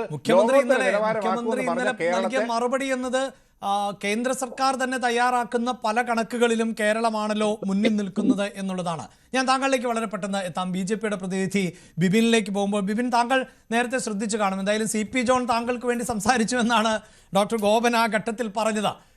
എന്നാൽ പോലും ഇവിടെ ഇതാ കേന്ദ്ര വിഹിതത്തെ ചൊല്ലിയുള്ള തർക്കം, അത് സുപ്രീം കോടതിയുടെ ഭരണഘടനാ ബെഞ്ചിന്റെ പരിഗണനയിൽ ആണ് ഇരിക്കുന്നത്. ഒരു സംസ്ഥാനത്തിന്റെ ആഭ്യന്തര ഉൽപാദന ശേഷിയുടെ 3% മാത്രമേ കടമായി നൽകുകയുള്ളൂ എന്നൊരു നിബന്ധനയാണ് ഇപ്പോൾ നിലവിലുള്ളത്. ഇതിൽ നിന്നൊക്കെ മാറ്റം ഉണ്ടാകണമെന്ന് പ്രത്യേകിച്ച് ഉപഭോക്തൃ സംസ്ഥാനമായ കേരളം നിരന്തരമായി ആവശ്യപ്പെടുന്നുണ്ട്. പക്ഷേ പലപ്പോഴും കേന്ദ്ര വിഹിതം, അതിപ്പോൾ കഴിഞ്ഞ ദിവസം നമുക്കറിയാമല്ലോ ഒരു പദ്ധതി PM ശ്രീയുമായി ബന്ധപ്പെട്ട് പോലും സംസ്ഥാനത്തിൻ്റെ ഭരണ സംവിധാനത്തിൽ നിൽക്കുന്ന തർക്കം. എന്തായാലും കേന്ദ്രത്തിൽ നിന്ന് ഇപ്പോഴും വിഹിതം ലഭിക്കുന്നതിന് പരിമിതികൾ ഉണ്ട്. സംസ്ഥാനത്തിൻ്റെ വികസന പ്രവർത്തനങ്ങൾ ഒരു ഭാഗത്ത് മുന്നോട്ട് പോകേണ്ടതുണ്ട്, ഒപ്പം ക്ഷേമ പ്രവർത്തനങ്ങളും. അപ്പോൾ സർക്കാർ ഈ പരിമിതികളിൽ നിന്നുകൊണ്ട് തന്നെയാണ് ഈ ക്ഷേമ പ്രവർത്തനങ്ങളുമായി മുന്നോട്ട് പോകുന്നത്. അവിടെ വലിയ തോതിലുള്ള പ്രഖ്യാപനങ്ങൾ തന്നെയാണ് സർക്കാർ നടത്തിയത് എന്നത് പ്രശംസനീയമാകുന്ന ഒന്നല്ലേ? കാരണം ഈ പ്രതിസന്ധിക്കിടയിലും സാധാരണക്കാർക്ക് ആശ്വാസമാകുന്ന പ്രഖ്യാപനങ്ങളാണല്ലോ സർക്കാർ നടത്തിക്കൊണ്ടിരിക്കുന്നത്. അഭിലാഷ്, LDF ഗവൺമെന്റിന്റെ 9 വർഷക്കാലം പൂർത്തീകരിക്കുകയാണ്. വരാൻ പോകുന്ന 2 തെരഞ്ഞെടുപ്പുകൾ മുൻപിൽ കണ്ടുകൊണ്ടാണ് ഈ ഇലക്ഷൻ സ്റ്റണ്ട് ബഹുമാനപ്പെട്ട മുഖ്യമന്ത്രി പ്രഖ്യാപിച്ചിട്ടുള്ളത്. നമുക്കെല്ലാവർക്കും അറിയാം, ഈ ഇലക്ഷൻ കണ്ടുകൊണ്ട് ഈ വരാൻ പോകുന്ന 1-ാം തീയതി നിയമസഭാ സമ്മേളനം നടക്കേണ്ടതായിരുന്നു. ആ സമ്മേളനത്തിൽ പ്രഖ്യാപിക്കാനിരുന്നത് പെട്ടെന്ന് ഒരു പ്രഖ്യാപനം മുഖ്യമന്ത്രി നടത്തിയതിന്റെ രാഷ്ട്രീയ സാഹചര്യം നമുക്കെല്ലാവർക്കും അറിയാം.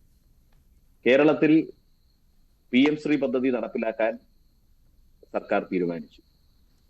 അതുമായി ബന്ധപ്പെട്ടുണ്ടായ വിവാദങ്ങളെല്ലാം നമ്മളുടെ ശ്രദ്ധയിലുണ്ട്.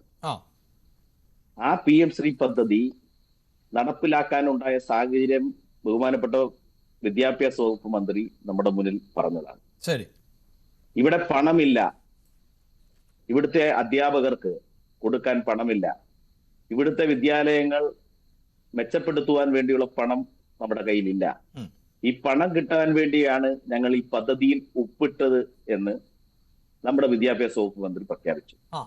അതിലെന്താണ് പ്രശ്നം? ആ മേഖലയിലേക്ക് ലഭിക്കേണ്ട പണം ലഭിക്കട്ടെ. അത് പറയാം.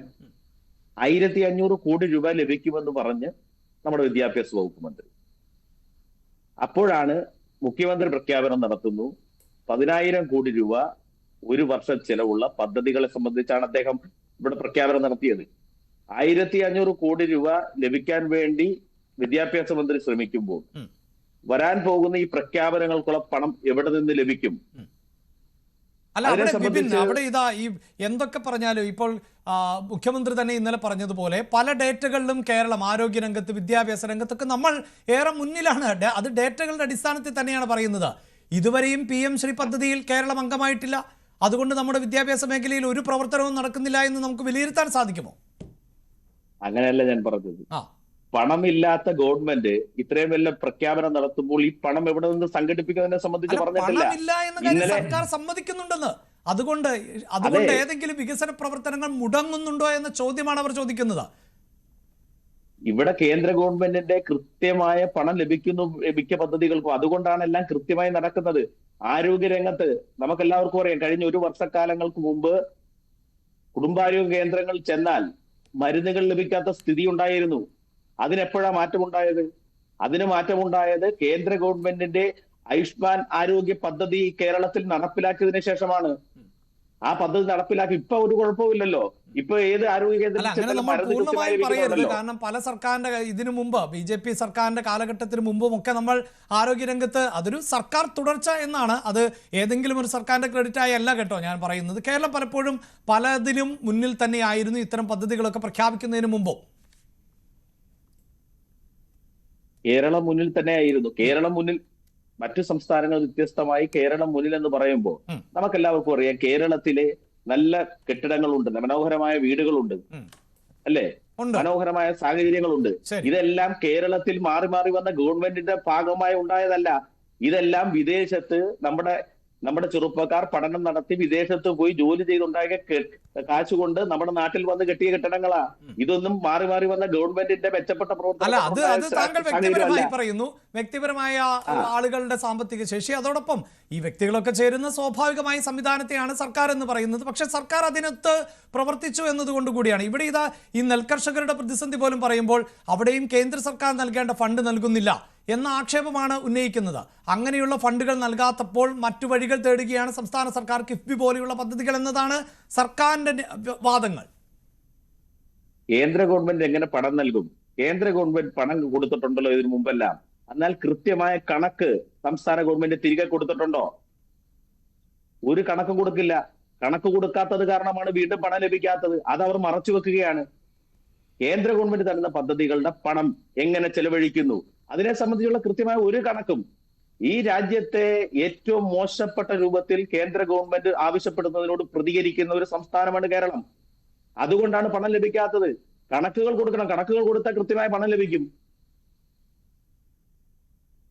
അതാണ് അഭിലാഷ് പണം ലഭിക്കാത്തത്. അതുകൊണ്ടാണ് ഏത് പദ്ധതി കേന്ദ്രത്തിന്റെ ഈ കേരളത്തിൽ കഴിഞ്ഞ 10 വർഷക്കാലങ്ങൾ നടപ്പിലാക്കിയ പദ്ധതികളെല്ലാം തന്നെ കേന്ദ്ര ഗവൺമെന്റ് നടപ്പിലാക്കിയ പദ്ധതികളാണ്.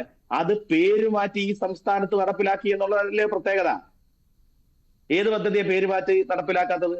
ആരോഗ്യരംഗത്തെ പദ്ധതികളെല്ലാം കേന്ദ്ര ഗവൺമെന്റ് നടപ്പിലാക്കിയ പദ്ധതികളിലെ ബഹുഭൂരിപക്ഷം ഈ സംസ്ഥാനത്ത് നടപ്പിലാക്കിയത്. സംവിധാനത്തിന് കീഴിലാകുമ്പോൾ സ്വാഭാവികമായും സംസ്ഥാന സർക്കാരും കേന്ദ്ര സർക്കാരും ഒക്കെ സഹകരിച്ച് പ്രവർത്തിക്കേണ്ടതായി വരും. പക്ഷെ മറ്റു പല സംസ്ഥാനങ്ങൾക്ക് ലഭിക്കുന്ന ആനുകൂല്യങ്ങൾ ആ മട്ടിൽ അല്ലെങ്കിൽ അതേ തോതിൽ കേരളത്തിന് ലഭിക്കുന്നില്ല എന്നുള്ളതാണ് ഭരണമുന്നണിയുടെ ആക്ഷേപം. തരുന്ന പണത്തിന് കണക്ക് കൃത്യമായി കൊടുത്താൽ അത് കൃത്യമായി ലഭിക്കും, കൊടുത്തില്ലെങ്കിൽ ലഭിക്കില്ല. ശരി, അന്നേരം ഞാൻ പറഞ്ഞു അഭിലാഷ് ചോദിച്ച ചോദ്യത്തോട് പൂർത്തീകരിക്കണമല്ലോ. പറയൂ. ഈ പ്രഖ്യാപനങ്ങളെല്ലാം ഇലക്ഷൻ സ്റ്റണ്ട് മാത്രമാണ്. കേരള സർക്കാരിന്റെ ഇലക്ഷൻ സ്റ്റണ്ട് മാത്രമാണ്. പണമില്ലാത്ത ഒരു ഗവൺമെന്റ്, 4 ലക്ഷം കോടി രൂപയില്ലാതെ കടമുള്ള ഒരു ഗവൺമെന്റ്. അല്ല, അങ്ങനെ ഇലക്ഷൻ സ്റ്റണ്ട് എന്ന് പറയുമ്പോൾ ഡോക്ടർ ഗോപൻ ഇവിടെ സൂചിപ്പിച്ചു, 1ാം പിണറായി സർക്കാർ അധികാരത്തിലേറുമ്പോൾ ക്ഷേമ പെൻഷൻ എന്നത് 600 രൂപയായിരുന്നു. അത് പിന്നീട് 1600 രൂപയാക്കി. ഇപ്പോൾ അങ്ങനെ വലിയ കുടിശ്ശികയൊന്നും ഇതിൽ ഇല്ല എന്ന് താങ്കൾക്കും അറിയാമല്ലോ. ചില ഘട്ടങ്ങളിലൊക്കെ കുടിശ്ശിക വന്നിട്ടുണ്ട്, പക്ഷേ അത് ഒരുമിച്ചോ ഗഡുക്കളായോ ഒക്കെ നൽകി തീർത്തുകൊണ്ടിരിക്കുന്നുണ്ട്. അപ്പോൾ ഇതിനിപ്പോൾ ഇലക്ഷൻ സ്റ്റണ്ട് ആകട്ടെ എങ്കിൽ പോലും അത് അടുത്ത 6 മാസത്തേക്കെങ്കിലും നൽകേണ്ടതുണ്ടല്ലോ എന്ന് ഡോക്ടർ ഗോപൻ ചോദിച്ചതെന്ന് താങ്കൾ കേട്ട് കാണും. ഇതെല്ലാം കടം മേടിച്ചു കൊടുക്കുന്നു, അവസാനം കിട്ടാതാകുമ്പോൾ പറയുന്നു കേന്ദ്ര ഗവൺമെന്റ് പണം കൊടുക്കുന്നില്ല എന്ന് പറയുന്നു. അതാണ് ഈ കേരളത്തിൽ നടക്കുന്നത്. അതുകൊണ്ട് ഇതെന്ന് പറയുന്നത് അഭിലാഷ് പ്രത്യേകം പറയുകയാണ്, 9 വർഷക്കാലം ഈ നാട് ഭരിച്ച LDFന്റെ ഗവൺമെന്റ് തങ്ങൾ നടത്തിയ അഴിമതികളിൽ നിന്ന് ശ്രദ്ധ തിരിക്കുവാൻ വേണ്ടി, ഇപ്പൊ നമുക്കറിയാം ഏറ്റവും അവസാനം ശബരിമല പ്രക്ഷോഭവുമായി ബന്ധപ്പെട്ട് ഈ നാട്ടിലുണ്ടായ പ്രക്ഷോഭങ്ങളെല്ലാം തന്നെ അറിയാം. ജനങ്ങളെല്ലാം വിരുദ്ധമാകുമെന്ന് കണ്ടപ്പോ പെട്ടെന്ന് മന്ത്രിസഭ കൂടി ആ അഴിമതിയിൽ നിന്നെല്ലാം ശ്രദ്ധ തിരിക്കുവാൻ വേണ്ടിയുള്ള പ്രഖ്യാപനങ്ങൾ മാത്രമാണ് ഈ പ്രഖ്യാപനങ്ങൾ എന്നാണ് എനിക്ക് പറയാനുള്ളത്. ശരി, അതാണ് ശ്രീ ഗോപൻ ഇവിടെ ഇതാ ഈ ഒരു ബജറ്റ് മോഡൽ ആയിരുന്നു, ഒരു മിനി ബജറ്റ് പോലെ ആയിരുന്നു ഈ പ്രഖ്യാപനങ്ങളെന്ന് പൊതുവെ പറയുന്നുണ്ട്. സാധാരണ നിലയിൽ നിന്നൊരല്പം വ്യത്യസ്തമായിരുന്നു ഈ പ്രഖ്യാപനങ്ങൾ എന്നത് വ്യക്തമാണല്ലോ. അതായത് പൊടുന്നനെയുള്ള പ്രഖ്യാപനങ്ങൾ, അതും ക്ഷേമ പദ്ധതികളെല്ലാം ഒരുമിച്ച് വർദ്ധിപ്പിക്കുന്ന ഒരു സാഹചര്യം ഉണ്ടാകുന്നു. എന്തുകൊണ്ട് ഈ കഴിഞ്ഞ കാലഘട്ടങ്ങളിൽ ആനുപാതികമായൊരു വർധനവ് നടത്തിയിരുന്നുവെങ്കിൽ ഇതിൻ്റെ ആനുകൂല്യം നേരത്തെ തന്നെ കിട്ടുമായിരുന്നല്ലോ എന്ന സംശയം ഉയരുന്നു. എന്താണ് അതിന് മറുപടി? ശ്രീ KP അഭിലാഷ്, ഈ പാനലിന്റെ ബാലൻസിങ് അങ്ങ് ശ്രദ്ധിക്കേണ്ടതായിരുന്നു. UDFന് വേണ്ടി 2 പേരാണ് ഈ ചർച്ചയിൽ പങ്കെടുക്കുന്നത്, BJPക്ക് വേണ്ടി ഒരാൾ പങ്കെടുക്കുന്നു. ആകെ ഈ പാനലിൽ 4 പേരാണ്.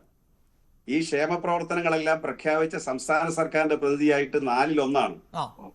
അതിരിക്കട്ടെ, അത് നിങ്ങളുടെ ഒരു സമയക്കുറവുമില്ല. താങ്കൾ എല്ലാ ഘട്ടത്തിലും ഞാൻ താങ്കളിലേക്ക് വന്നു. ഞാന് എന്റെ ബഹുമാന്യ സുഹൃത്ത് BJP സുഹൃത്ത് ആ പറഞ്ഞതിൽ ആദ്യം പ്രതികരിച്ചിട്ട് മറ്റതിലേക്ക് കോൺഗ്രസിന്റെ പ്രതിനിധിയിലേക്ക്. ഒന്ന്, ഇവര് ഈ പറഞ്ഞുകൊണ്ടിരിക്കുന്ന കാര്യങ്ങളിലെല്ലാം സ്ഥിരമായി പറയുന്ന ഒരു കാര്യമാണ് സുരേഷ് ഗോപി ലൈൻ കണക്ക് കൊടുക്കുന്നില്ല. ഈ സാധാരണക്കാരെ കുറച്ചു പേരെ വേണമെങ്കിൽ തെറ്റിദ്ധരിക്കാം, കുറച്ചു നാളത്തേക്ക് തെറ്റിദ്ധരിപ്പിക്കാം. ഈ കണക്കെന്ന് പറഞ്ഞാൽ സെൻട്രൽ ഗവൺമെന്റ് കൊടുക്കുന്ന പണവും കേരളത്തിന്റെ പണം കൂടി ചേരുമ്പോഴാണ് എക്സ്പെൻഡിച്ചർ വരുന്നത്, ചെലവാക്കൽ വരുന്നത്. ആ ചെലവാക്കലിനകത്ത് സെൻട്രൽ ഗവൺമെന്റിന്റെ 60% കിട്ടുമ്പോഴാണ് സംസ്ഥാന ഗവൺമെന്റ് 40% ചെലവാക്കേണ്ടി വരുന്നത്, അല്ലെങ്കിൽ തിരിച്ച്. അപ്പോ ഈ കണക്കിനെ സംബന്ധിച്ച് ഞാൻ ഒറ്റ വാചകം കൊണ്ട് ആ പ്രശ്നത്തിന് മറുപടി ഉണ്ടാകും. ശ്രീ അഭിലാഷ് ഉൾപ്പെടെയുള്ള മാധ്യമ പ്രവർത്തകർക്ക് ഞാൻ രാഷ്ട്രീയ പ്രതിനിധികളെ മാറ്റി വെക്കുന്നു, അവർ രണ്ടുപേരെയും. അതിന്റെ ഒരു രാഷ്ട്രീയ ഉദ്ദേശം കൂടിയാണ് പറയുന്നത്. ഈ ചൂരൽമല പ്രശ്നത്തിൽ സുപ്രീം കോടതിയിൽ കേസ് ചെല്ലുമ്പോൾ അവിടെ കേന്ദ്ര ഗവൺമെന്റ് വാദിച്ചത് ചൂരൽമലയിലെ കണക്ക് തരാഞ്ഞിട്ടാണ് ഞങ്ങൾ വായ്പാ കുടിശ്ശിക എഴുതള്ളാത്താണെന്നോ പറഞ്ഞത്? അതോ സെൻട്രൽ ഗവൺമെന്റിനോട് ഈ സുപ്രീം കോടതി പറഞ്ഞെന്താ? രാഷ്ട്രീയക്കാർ പറയുന്നതിനേക്കാൾ ശക്തമായ ഭാഷയിലാണ് അവർ പറഞ്ഞത്. അതുകൊണ്ട് ഈ കണക്കിന്റെ കളി അവിടെ മാറ്റിവെയി. കണക്ക് എന്നുള്ളൊരു വിഷയം central government ministers Suresh Gopi അല്ല, സെൻട്രൽ ഗവൺമെന്റിന്റെ ഉത്തരവാദപ്പെട്ട മന്ത്രാലയോ പ്രധാനമന്ത്രിയോ അതുപോലുള്ള ആളുകളോ ഇന്ന് വരെ അത്തരം ഒരു ആക്ഷേപം ഉന്നയിച്ചിട്ടില്ല. അവരുടെ ഉയർന്ന മന്ത്രാലയങ്ങൾ, ധനമന്ത്രാലയം ഉന്നയിച്ചിട്ടില്ല. രാഷ്ട്രീയ കാര്യം മാത്രമാണ് ഇത്തരം ഒരു വാക്ക് ഉപയോഗിക്കുന്നത്. അല്ലാതെ സാമ്പത്തിക വിഭാഗം അങ്ങനെ ഒരു ആക്ഷേപം കേരളത്തിനെതിരായിട്ട് ഉന്നയിച്ചിട്ടില്ല. നിങ്ങൾ എത്രയല്ല ആക്ഷേപം ഉന്നയിച്ചാലും ഈ കണക്ക് പിണറായി വിജയൻ കൊണ്ടുപോയി കൂട്ടിവെച്ചിട്ടൊന്നുമില്ല. ഓരോ ഡിപ്പാർട്ട്മെന്റും അവർക്ക് അവരുടെ സ്കീമുമായി ബന്ധപ്പെട്ട അക്കാര്യത്തിൽ കൃത്യമായ കണക്ക് കൊടുക്കുന്നു എന്നുള്ള കണക്ക് കൊടുക്കാത്തല്ല. ഇനി ഞാൻ വേറൊരു കാര്യം ചോദിക്കട്ടെ. ഇവിടെ ഈ ഗവൺമെന്റിന്റെ അഴിമതി മറയ്ക്കാനാണെന്നുള്ളത്. ഈ രാജ്യം കണ്ട ഏറ്റവും വലിയ അഴിമതിയായിട്ട് സുപ്രീം കോടതി വിലയിരുത്തിയത് ഏതാണ് അഭിലാഷ്? രാജ്യം കണ്ട ഏറ്റവും വലിയ അഴിമതികളിൽ ഒന്നാണ് ഇലക്ട്രൽ ബോണ്ട്. ആ ഇലക്ട്രൽ ബോണ്ട് അഴിമതി പുറത്തു കൊണ്ടുവന്ന ആരാ? CPIM-ന്റെ ജനറൽ സെക്രട്ടറി ആയിരുന്ന സീതാറാം യെച്ചൂരി. എന്തുകൊണ്ടാണ് അദ്ദേഹം പുറത്തു കൊണ്ടുവന്നത്? CPM 10 പൈസ വാങ്ങിക്കില്ല. അല്ല, പറഞ്ഞിട്ടെ, എനിക്ക് ഒരുപാട് കാര്യങ്ങൾ പറയാനുണ്ട്. CPM 10 പൈസ അങ്ങ് ശരി എന്ന് പറഞ്ഞ് തീർക്കാൻ പറ്റില്ല. CPM 10 പൈസ വാങ്ങിച്ചിട്ടില്ല. CPM-ന്റെ 9 വർഷ ഭരണകാലത്തിനിടയിൽ ഏത് അഴിമതി കേസാണ് കേരളത്തിലെ കോടതികളിൽ നിങ്ങൾക്ക് തെളിയിക്കാൻ പറ്റിയത്? അതുപോലെ നിങ്ങൾ 25 വർഷമായിട്ട് ഉന്നയിക്കുന്ന എല്ലാ കേസുകളും ഇന്ന് അന്തരീക്ഷത്തിൽ പറന്ന് അത് ഇല്ലാതായി മാറിയുണ്ടായി. എക്സാലോജിക്ക് ആയിക്കൊള്ളട്ടെ, പിന്നെ ലാവലിനായിക്കൊള്ളട്ടെ, കമല ഇന്റർനാഷണൽ ആയിക്കോട്ടെ, ഈന്തപ്പഴത്തിലെ സ്വർണ്ണം ആയിക്കൊള്ളട്ടെ, ഖുറാനിലെ സ്വർണ്ണം ആയിക്കൊള്ളട്ടെ, തുടങ്ങിയിട്ടുള്ള ഗവൺമെന്റിനെതിരായിട്ട് പറഞ്ഞ എല്ലാ കാര്യങ്ങളും വെള്ളത്തിൽ വരച്ചതുപോലെയായി. ഒന്നുപോലും നിങ്ങൾക്ക് സമൂഹത്തെ ബോധ്യപ്പെടുത്താൻ കഴിഞ്ഞിട്ടില്ല. ഇനി കോൺഗ്രസിന്റെ പ്രതിയിലേക്ക് വന്നാൽ, അദ്ദേഹം എന്തിനാണ് ഇങ്ങനെ BJP-യുടെ ഗവൺമെന്റിന് വേണ്ടി വക്കാലത്തെടുക്കുന്നത്? സർ, ഞങ്ങളുടെ പ്രകടന പത്രിക പറഞ്ഞത് നിങ്ങളെ ഞാൻ വെല്ലുവിളിക്കാവുന്ന വാക്കൊന്നും ഞാൻ ചർച്ചയിൽ പറയുന്നില്ല. നിങ്ങൾ CPIM-ന്റെ ഇടതുപക്ഷത്തിന്റെ പ്രകടന പത്രികയുടെ വരികളുണ്ടെന്ന് വായിച്ച് കേൾപ്പിക്കണം. ഡെയിലി വേജസിലെ ജോലിക്കാർക്കാണ് നമ്മൾ 700 രൂപ പ്രഖ്യാപിച്ചത്. അത് 700 രൂപ കൊടുത്തിട്ടുമുണ്ട്. ആശ ഡെയിലി വേജസ് അല്ല. ആശ എന്ന് പറയുന്നത് കേന്ദ്ര ഗവൺമെന്റ് പദ്ധതിയാണ്, സ്കീമാണ്. ആ സ്കീം ഡെയിലി വേജസ് വരുന്നതല്ല, അത് സോഷ്യൽ സർവീസ് ആണ്. ആ സോഷ്യൽ സർവീസിന് നമ്മൾ കൊടുക്കുന്ന, സംസ്ഥാന ഗവൺമെന്റ് കൊടുക്കുന്നത് ഇതുവരെ കൊടുത്തുകൊണ്ടിരുന്ന ഒരു സഹായധനമാണ്. സെൻട്രൽ ഗവൺമെന്റ് അതിൽ തുക വർദ്ധിപ്പിക്കാൻ തയ്യാറായിട്ടില്ല. നിങ്ങൾ പറയുന്നത് ഈ ആശയുടെ സമരം വന്നത് മുതൽ നിങ്ങൾ പറയുകയാണ് 700 രൂപ കൊടുക്കാവുന്ന. അത് SUCI നടത്ത പ്രചരണമാണ്. 700 രൂപ കൊടുക്കാവുന്ന ഇടതുപക്ഷ മുന്നണിക്ക് പറയാനേ പറ്റില്ല. കാരണം എന്തുകൊണ്ടെന്ന് വെച്ച് കഴിഞ്ഞാൽ അത് ഡെയിലി വേജസിന്റെ പരിധിയിൽ വന്നാൽ ആശ മാത്രമല്ല, ആശയെ ഡെയിലി വേജസ് ആക്കിയാൽ അത് ആരെ ഡെയിലി വേജസ് ആക്കി പ്രഖ്യാപിക്കേണ്ടത്? കേന്ദ്ര ഗവൺമെന്റ്. കോൺഗ്രസിന്റെ പ്രതി തൊട്ടടുത്തിരിക്കുന്ന, അല്ല, നമ്മുടെ പാനലുള്ള BJP സുഹൃത്തിനോട് പറയുക അത് കേന്ദ്ര സ്കീം പ്രഖ്യാപിക്കാൻ പറയുക, അല്ലാതെ സംസ്ഥാന ഗവൺമെന്റിന്റെ മേലെ അടിച്ചേൽപ്പിക്കരുത്. ഇനി ഒരു കാര്യം കൂടി അതിനകത്ത്, ഇന്ത്യ രാജ്യത്ത് കോൺഗ്രസ് ഭരിക്കുന്ന ഏത് സ്റ്റേറ്റിലാണ് ആശാ വർക്കർക്ക് കേരളത്തിലേക്കാൾ വലിയ തുക കൊടുക്കുന്നതെന്ന് പറഞ്ഞാൽ ആ പ്രശ്നം പരിഹരിക്കാം. രണ്ടാമത് കിഫ്ബിയുടെ കാര്യത്തിൽ രമേശ് ചെന്നിത്തലയുടെ മണ്ഡലം നോക്കിയാൽ മതി സർ. പരവൂരിൽ പോയിട്ട് VD സതീശന്റെ മണ്ഡലം നോക്കിയാൽ മതി. ഇപ്പൊ ഗവൺമെന്റ് കൊടുത്തിട്ടുള്ള ആനുകൂല്യങ്ങൾ ഓരോ മണ്ഡലത്തിലേക്കും 96,000 കോടി രൂപയുടെ വികസന പ്രവർത്തനങ്ങളാണ് കിഫ്ബി വഴി നടപ്പിലാക്കിയിട്ടുള്ളത്. 937 സർ, 937 സ്കൂൾ കെട്ടിടങ്ങൾ ഉദ്ഘാടനം ചെയ്ത ഈ 9 വർഷക്കാലം കൊണ്ട് ഉദ്ഘാടനം ചെയ്ത ലോകത്തിലെ ഏക വിദ്യാഭ്യാസ മന്ത്രിയുടെ പേരാ ശിവൻകുട്ടിയും മുഖ്യമന്ത്രിയുടെ പേരാ പിണറായി വിജയൻ. 937 സ്കൂൾ കെട്ടിടങ്ങൾക്ക് കല്ലിടുകയല്ല ചെയ്തത്, ഉദ്ഘാടനം ചെയ്ത. കേരളത്തിലെ സർക്കാർ ആശുപത്രികളിലൊക്കെ പശ്ചാത്തല സൗകര്യം വർദ്ധിച്ചത് ആളുകൾ വ്യക്തിപരമായിട്ട് വീട് വെക്കുന്നത് പോലല്ല. കിഫ്ബി പണം ഉപയോഗിച്ച് കേരളത്തിൽ 10ഉം 12ഉം 15 നിലകളുള്ള കെട്ടിടങ്ങൾ ഉണ്ടാക്കി കൊടുത്ത് പശ്ചാത്തല സൗകര്യം വർദ്ധിപ്പിച്ചത് ഈ കിഫ്ബിയുടെ പണം ഉപയോഗിച്ചിട്ടാ. അല്ലാതെ വെറുതെ ഉട്ടോപ്യൻ സിദ്ധാന്തം പ്രകടന പത്രിക പറഞ്ഞതല്ല. നിങ്ങൾ പ്രകടന പത്രിക നടപ്പിലാക്കിയാൽ മര്യാദകേടെന്ന് പറയും, BJP പറയും പ്രകടന പത്രിക നടപ്പിലാക്കാനുള്ളതല്ല, അത് പറയാനുള്ളതാണെന്ന് കൃത്യമായി പറഞ്ഞവരാ നിങ്ങൾ. ഇനി നമ്മുടെ വേറൊരു കാര്യം കൂടി നിങ്ങൾ മനസ്സിലാക്കേണ്ടത്, കേരളത്തിന്റെ നേട്ടങ്ങളാണ് പലതും BJP-യുടെ പൈസ അനുവദിക്കാത്തതിന്റെ ഒരു കാരണം. അവര് പറയുന്നത് നിങ്ങൾക്ക് ഇന്ത്യയിലെ ആദ്യത്തെ 12 PH സെന്റർ കേരളത്തിനാ. PH സെന്ററിന് പണമില്ല. അദ്ദേഹം ഇവിടെ പറഞ്ഞത് മരുന്ന് കൊടുക്കുന്നതും ആശുപത്രി മെച്ചപ്പെട്ടതും കേന്ദ്ര ഗവൺമെന്റ് സഹായമാണെന്ന്. സർ, UP-യിൽ 1000 കുഞ്ഞുങ്ങൾ ജനിച്ചാൽ 40 കുട്ടികൾ മരണത്തിന് കിടക്കുന്നു. കേരളത്തിൽ 1000 കുഞ്ഞുങ്ങൾ ജനിച്ചാൽ 4 കുട്ടികൾ മരണത്തിൽ കിടക്കുന്നു. ഇതെന്താ ഈ UP-ക്ക് സഹായിക്കാത്ത? എന്താ ബീഹാറിന് സഹായിക്കാത്ത? കേരളത്തെക്കാൾ കൂടുതൽ പൈസ നിങ്ങൾ കൊടുത്തിട്ടും എന്താണ് അവിടെ ആരോഗ്യരംഗത്ത് മെച്ചപ്പെടൽ ഉണ്ടാകാതെ? ഇന്ത്യ രാജ്യത്തെ 23 കാര്യങ്ങളിൽ 1-ാം സ്ഥാനത്ത് കേരളം എത്താനുള്ള കാരണം കേരളത്തിലെ ഗവൺമെന്റ് എടുക്കുന്ന ജനോപകാരപ്രദമായ നിലപാടും ആണ്. ഇനി കടം വാങ്ങിച്ചാൽ നിങ്ങൾ കൊടുക്കുന്നതെന്ന് പറഞ്ഞു. സാർ, കടം വാങ്ങിക്കുന്നതിന് കേന്ദ്ര ഗവൺമെന്റ് അനുമതി വേണം, BJP ഗവൺമെന്റ് അനുമതി വേണം. നിങ്ങൾ അനുമതി തരുന്നില്ല. ഞങ്ങൾ നിയമപരമായി കടമെടുക്കാനുള്ള അവകാശം കോടതി പോയിട്ടാണ് ഉറപ്പാക്കുന്നത്. NHM കേന്ദ്ര ഗവൺമെന്റ് സ്കീമാ, ശമ്പളം കിട്ടുന്നില്ല. ഞാനൊരു ജനപ്രതിനിധി കൂടിയാണ്. NHM-ന്റെ ശമ്പളം കിട്ടുന്നില്ല. SSKയുടെ ഫണ്ട് കിട്ടുന്നില്ല. Yes. ഇതെല്ലാം തരാതിരുന്നുകൊണ്ടാണ് നിങ്ങൾ ഈ സമീപനം എടുക്കുന്നത്. അല്ലാതെ കേന്ദ്ര ഗവൺമെന്റ് സഹായിച്ചത് കൊണ്ടല്ല നമ്മുടെ നാട്ടിൽ മരുന്ന് വാങ്ങിക്കുന്നത് എന്നുള്ള യാഥാർത്ഥ്യബോധം നിങ്ങൾ ഉൾക്കൊള്ളണം. റൈറ്റ് ഞാൻ അവസാനിപ്പിക്കുകയാണ്. ശ്രീ ആർ വി രാജേഷ് സൂചിപ്പിച്ചതുപോലെ അദ്ദേഹം പാനലിനെ കുറിച്ച് പറഞ്ഞുവെങ്കിലും 3 രാഷ്ട്രീയ പ്രതിനിധികൾ എന്ന നിലയിലാണ് ഞാൻ അവരെ ക്ഷണിച്ചത്. ഒപ്പം CP ജോണിനെ സംബന്ധിച്ചിടത്തോളം ഒരു സാമ്പത്തിക വിദഗ്ധൻ എന്ന ഒരു പശ്ചാത്തലം കൂടിയുണ്ട്. ആ ഒരു സാഹചര്യത്തിൽ കൂടിയാണ്. അതിനപ്പുറത്തൊരു ഏകപക്ഷീയമായ പാനൽ എന്ന് ദയവായി കരുതരുത്. ശ്രീ ആർ വി രാജേഷ്, ഞാൻ അവസാനിപ്പിക്കുമ്പോൾ എന്തു തന്നെയുമാകട്ടെ, ഇത് ഈ തെരഞ്ഞെടുപ്പിൽ ഇടതുമുന്നണിക്ക് ജനങ്ങൾക്ക് അവരുടെ ക്ഷേമ പദ്ധതികൾ അത് പണം നേരിട്ട് ലഭിക്കുന്നുവെങ്കിൽ അങ്ങനെ അതിപ്പോൾ KC വേണുഗോപാൽ പറഞ്ഞത് ഇത് മോദി സ്റ്റൈൽ എന്നുള്ളതാണ്. മോദിയും അങ്ങനെ ജനങ്ങളുടെ അക്കൗണ്ടിലേക്കൊക്കെ എത്തുന്ന തരത്തിൽ ചില പ്രഖ്യാപനങ്ങൾ നടത്തിയിട്ടുണ്ടല്ലോ. അപ്പോൾ ഒരു ആശങ്ക സൃഷ്ടിക്കുന്നുണ്ടോ UDF-നെ സംബന്ധിച്ചിടത്തോളം? അവസാനിപ്പിക്കുകയാണ്. ഒരാശങ്കയും സൃഷ്ടിക്കുന്നത്. പക്ഷേ ഇവിടെ ശ്രീ PK ഗോവൻ പറയുന്നത് യാതൊരു ഡേറ്റയുടെ അടിസ്ഥാനമില്ലാതെ അദ്ദേഹം കുറേ രാഷ്ട്രീയ പ്രസംഗങ്ങൾ നടത്തുകയാണ്. അദ്ദേഹത്തെ പൊഴുത്തിക്കോട്ടെ, അത് ഗവൺമെന്റിനൊക്കെ പൊഴുത്തുന്ന അദ്ദേഹത്തിന്റെ ജോലിയാണ്, തള്ളി മറിക്കാം, അതൊക്കെ കുഴപ്പമൊന്നുമില്ല. പക്ഷേ യാഥാർത്ഥ്യമൊന്നുമല്ല. നിങ്ങളുടെ പ്രകടനപത്രികയെക്കുറിച്ച് പറഞ്ഞു. പ്രകടനപത്രികയിലെ പേജ് നമ്പർ ഉൾപ്പെടെ ഞാൻ പറഞ്ഞു. 16ാമത്തെ പേജ് നമ്പർ എടുത്തൊന്ന് വീട്ടിൽ പോയി വായിച്ചു നോക്കണം. അംഗൻവാടി വർക്കർമാർ, ആശാ വർക്കർമാർ, സ്കീം വർക്കർമാർ, താങ്കൾ മര്യാദ വേണം, ചർച്ചയിൽ മര്യാദ വേണം. താങ്കൾ സംസാരിച്ചപ്പോൾ ഞാൻ ഇടപെട്ടില്ലോ. ഇവർക്കെല്ലാം 700 രൂപയാക്കുമെന്നുള്ള പ്രകടനപത്രികയുടെ പ്രഖ്യാപനം. 2500 രൂപ എല്ലാ ക്ഷേമ പെൻഷനും മാറ്റും എന്ന് പറഞ്ഞു. പിന്നെ ഇവിടെ പറഞ്ഞ പോലെ 600 രൂപ അല്ല ശ്രീ ഉമ്മൻചാണ്ടി ഭരിച്ചിരുന്നപ്പോൾ ക്ഷേമ പെൻഷൻ 300 രൂപയായിരുന്നു ശ്രീ VS അച്യുതാനന്ദന്റെ കാലഘട്ടത്തിൽ ക്ഷേമ പെൻഷൻ. അത് ആദ്യം 600 രൂപയാക്കി, പിന്നീട് 1000 രൂപയാക്കി, മുതിർന്ന പൗരന്മാർക്ക് 1500 രൂപയാക്കിയിട്ടാണ് ആ ഗവൺമെന്റ് ഇറങ്ങിപ്പോയത്. അതവിടെ നിൽക്കട്ടെ. പിന്നെ ഇവർ ഇവിടെ കേരളത്തിൽ ഒരുപാട് കാര്യങ്ങൾ ചെയ്തു എന്ന് പറയുന്നു. പക്ഷേ എന്തൊക്കെയാണ് നിങ്ങൾ ചെയ്തത്? നിങ്ങൾ ഏതൊക്കെ കാര്യങ്ങൾക്കാണ് വർദ്ധിപ്പിച്ചത്? ഇവിടെ ജനങ്ങൾക്ക് ഇപ്പോൾ കൊടുത്തു, അതൊക്കെ സത്യമാണ്. നിങ്ങൾ പറഞ്ഞത് കൊടുത്തില്ല.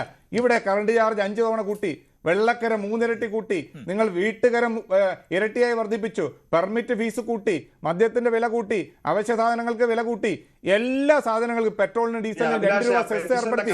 ഇതെല്ലാം കൂട്ടിയപ്പോൾ അതിനാനുപാതികമായി ജനങ്ങൾക്ക് ഏതെങ്കിലും രീതി, പിന്നെ ലോകോത്തര നിലവാരമുള്ള ആശുപത്രികൾ, അവിടെയാണല്ലോ കോട്ടയത്ത് ആശുപത്രി കെട്ടിടം ഇടിഞ്ഞു വീണ് സാധാരണക്കാരായ രോഗികൾ മരിക്കുന്ന കേരളം, ആശുപത്രിയിൽ മരുന്നില്ലാത്ത കേരളം, ആശുപത്രിയിൽ മരുന്നിന് 1500 കോടി രൂപയുടെ കുടിശ്ശിക, സപ്ലൈകോയ്ക്ക് 2115 കോടി രൂപയുടെ കുടിശ്ശിക. ഇപ്പോൾ കാരുണ്യ പദ്ധതിയുണ്ടോ? ആശ്വാസകിരണം പദ്ധതിയുണ്ടോ?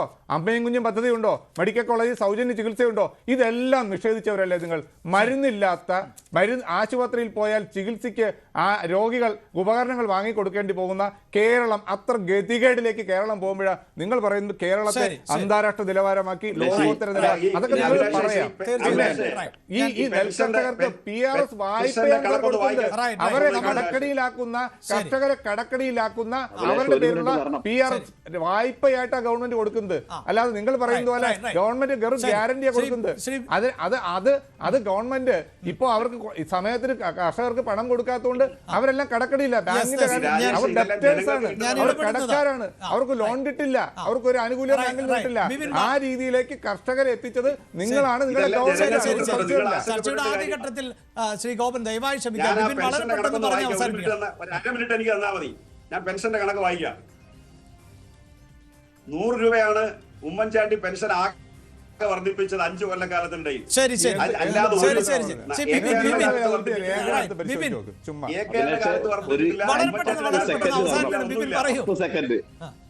ഇവിടെ ഈ രാജ്യഘട്ടത്തിൽ വെച്ച് ഏറ്റവും വലിയ അഴിമതി നടത്തിയ ഗവൺമെന്റ് ആണ് LDF-ന്റെ ഗവൺമെന്റ്. അവർ കിഫ്ബി വഴി, ഊരാങ്കലുങ്കൽ സൊസൈറ്റി വഴി, ഊരാലുങ്കൽ സൊസൈറ്റിയുടെ പ്രത്യേകത ഈ കേരളത്തിലെ LDF നേതാക്കന്മാരുടെ എല്ലാ നിക്ഷേപങ്ങളുള്ള കമ്പനിയാണ് ഈരാലുങ്കൽ സൊസൈറ്റി. അതുവഴിയാണ് നിങ്ങൾ അഴിമതി നടത്തുന്നത്. ഈ കേരളത്തിലെ എല്ലാ പദ്ധതികളും നിങ്ങൾ നടപ്പിലാക്കുന്നത് ഊരാലുങ്കൽ സൊസൈറ്റി വഴിയാണ്. നിങ്ങൾ ഊരാലുങ്കൽ സൊസൈറ്റി വഴി നിങ്ങൾ നടത്തുകയാണ് അഴിമതി. എന്തായാലും തെരഞ്ഞെടുപ്പ് അടുത്തിരിക്കുകയാണ്. ഇത്തരം പ്രഖ്യാപനങ്ങൾ എന്നത് എല്ലാവർക്കും അറിയാതെ എങ്ങനെ പ്രതിഫലിക്കുമെന്ന് ജനങ്ങളാണ് തീരുമാനിക്കുക. ജനകീയ പ്രഖ്യാപനങ്ങൾ തെരഞ്ഞെടുപ്പ് കുതന്ത്രം എന്ന കോൺഗ്രസിന്റെ ആരോപണം ശരിയോ എന്നതായിരുന്നു ചോദ്യം.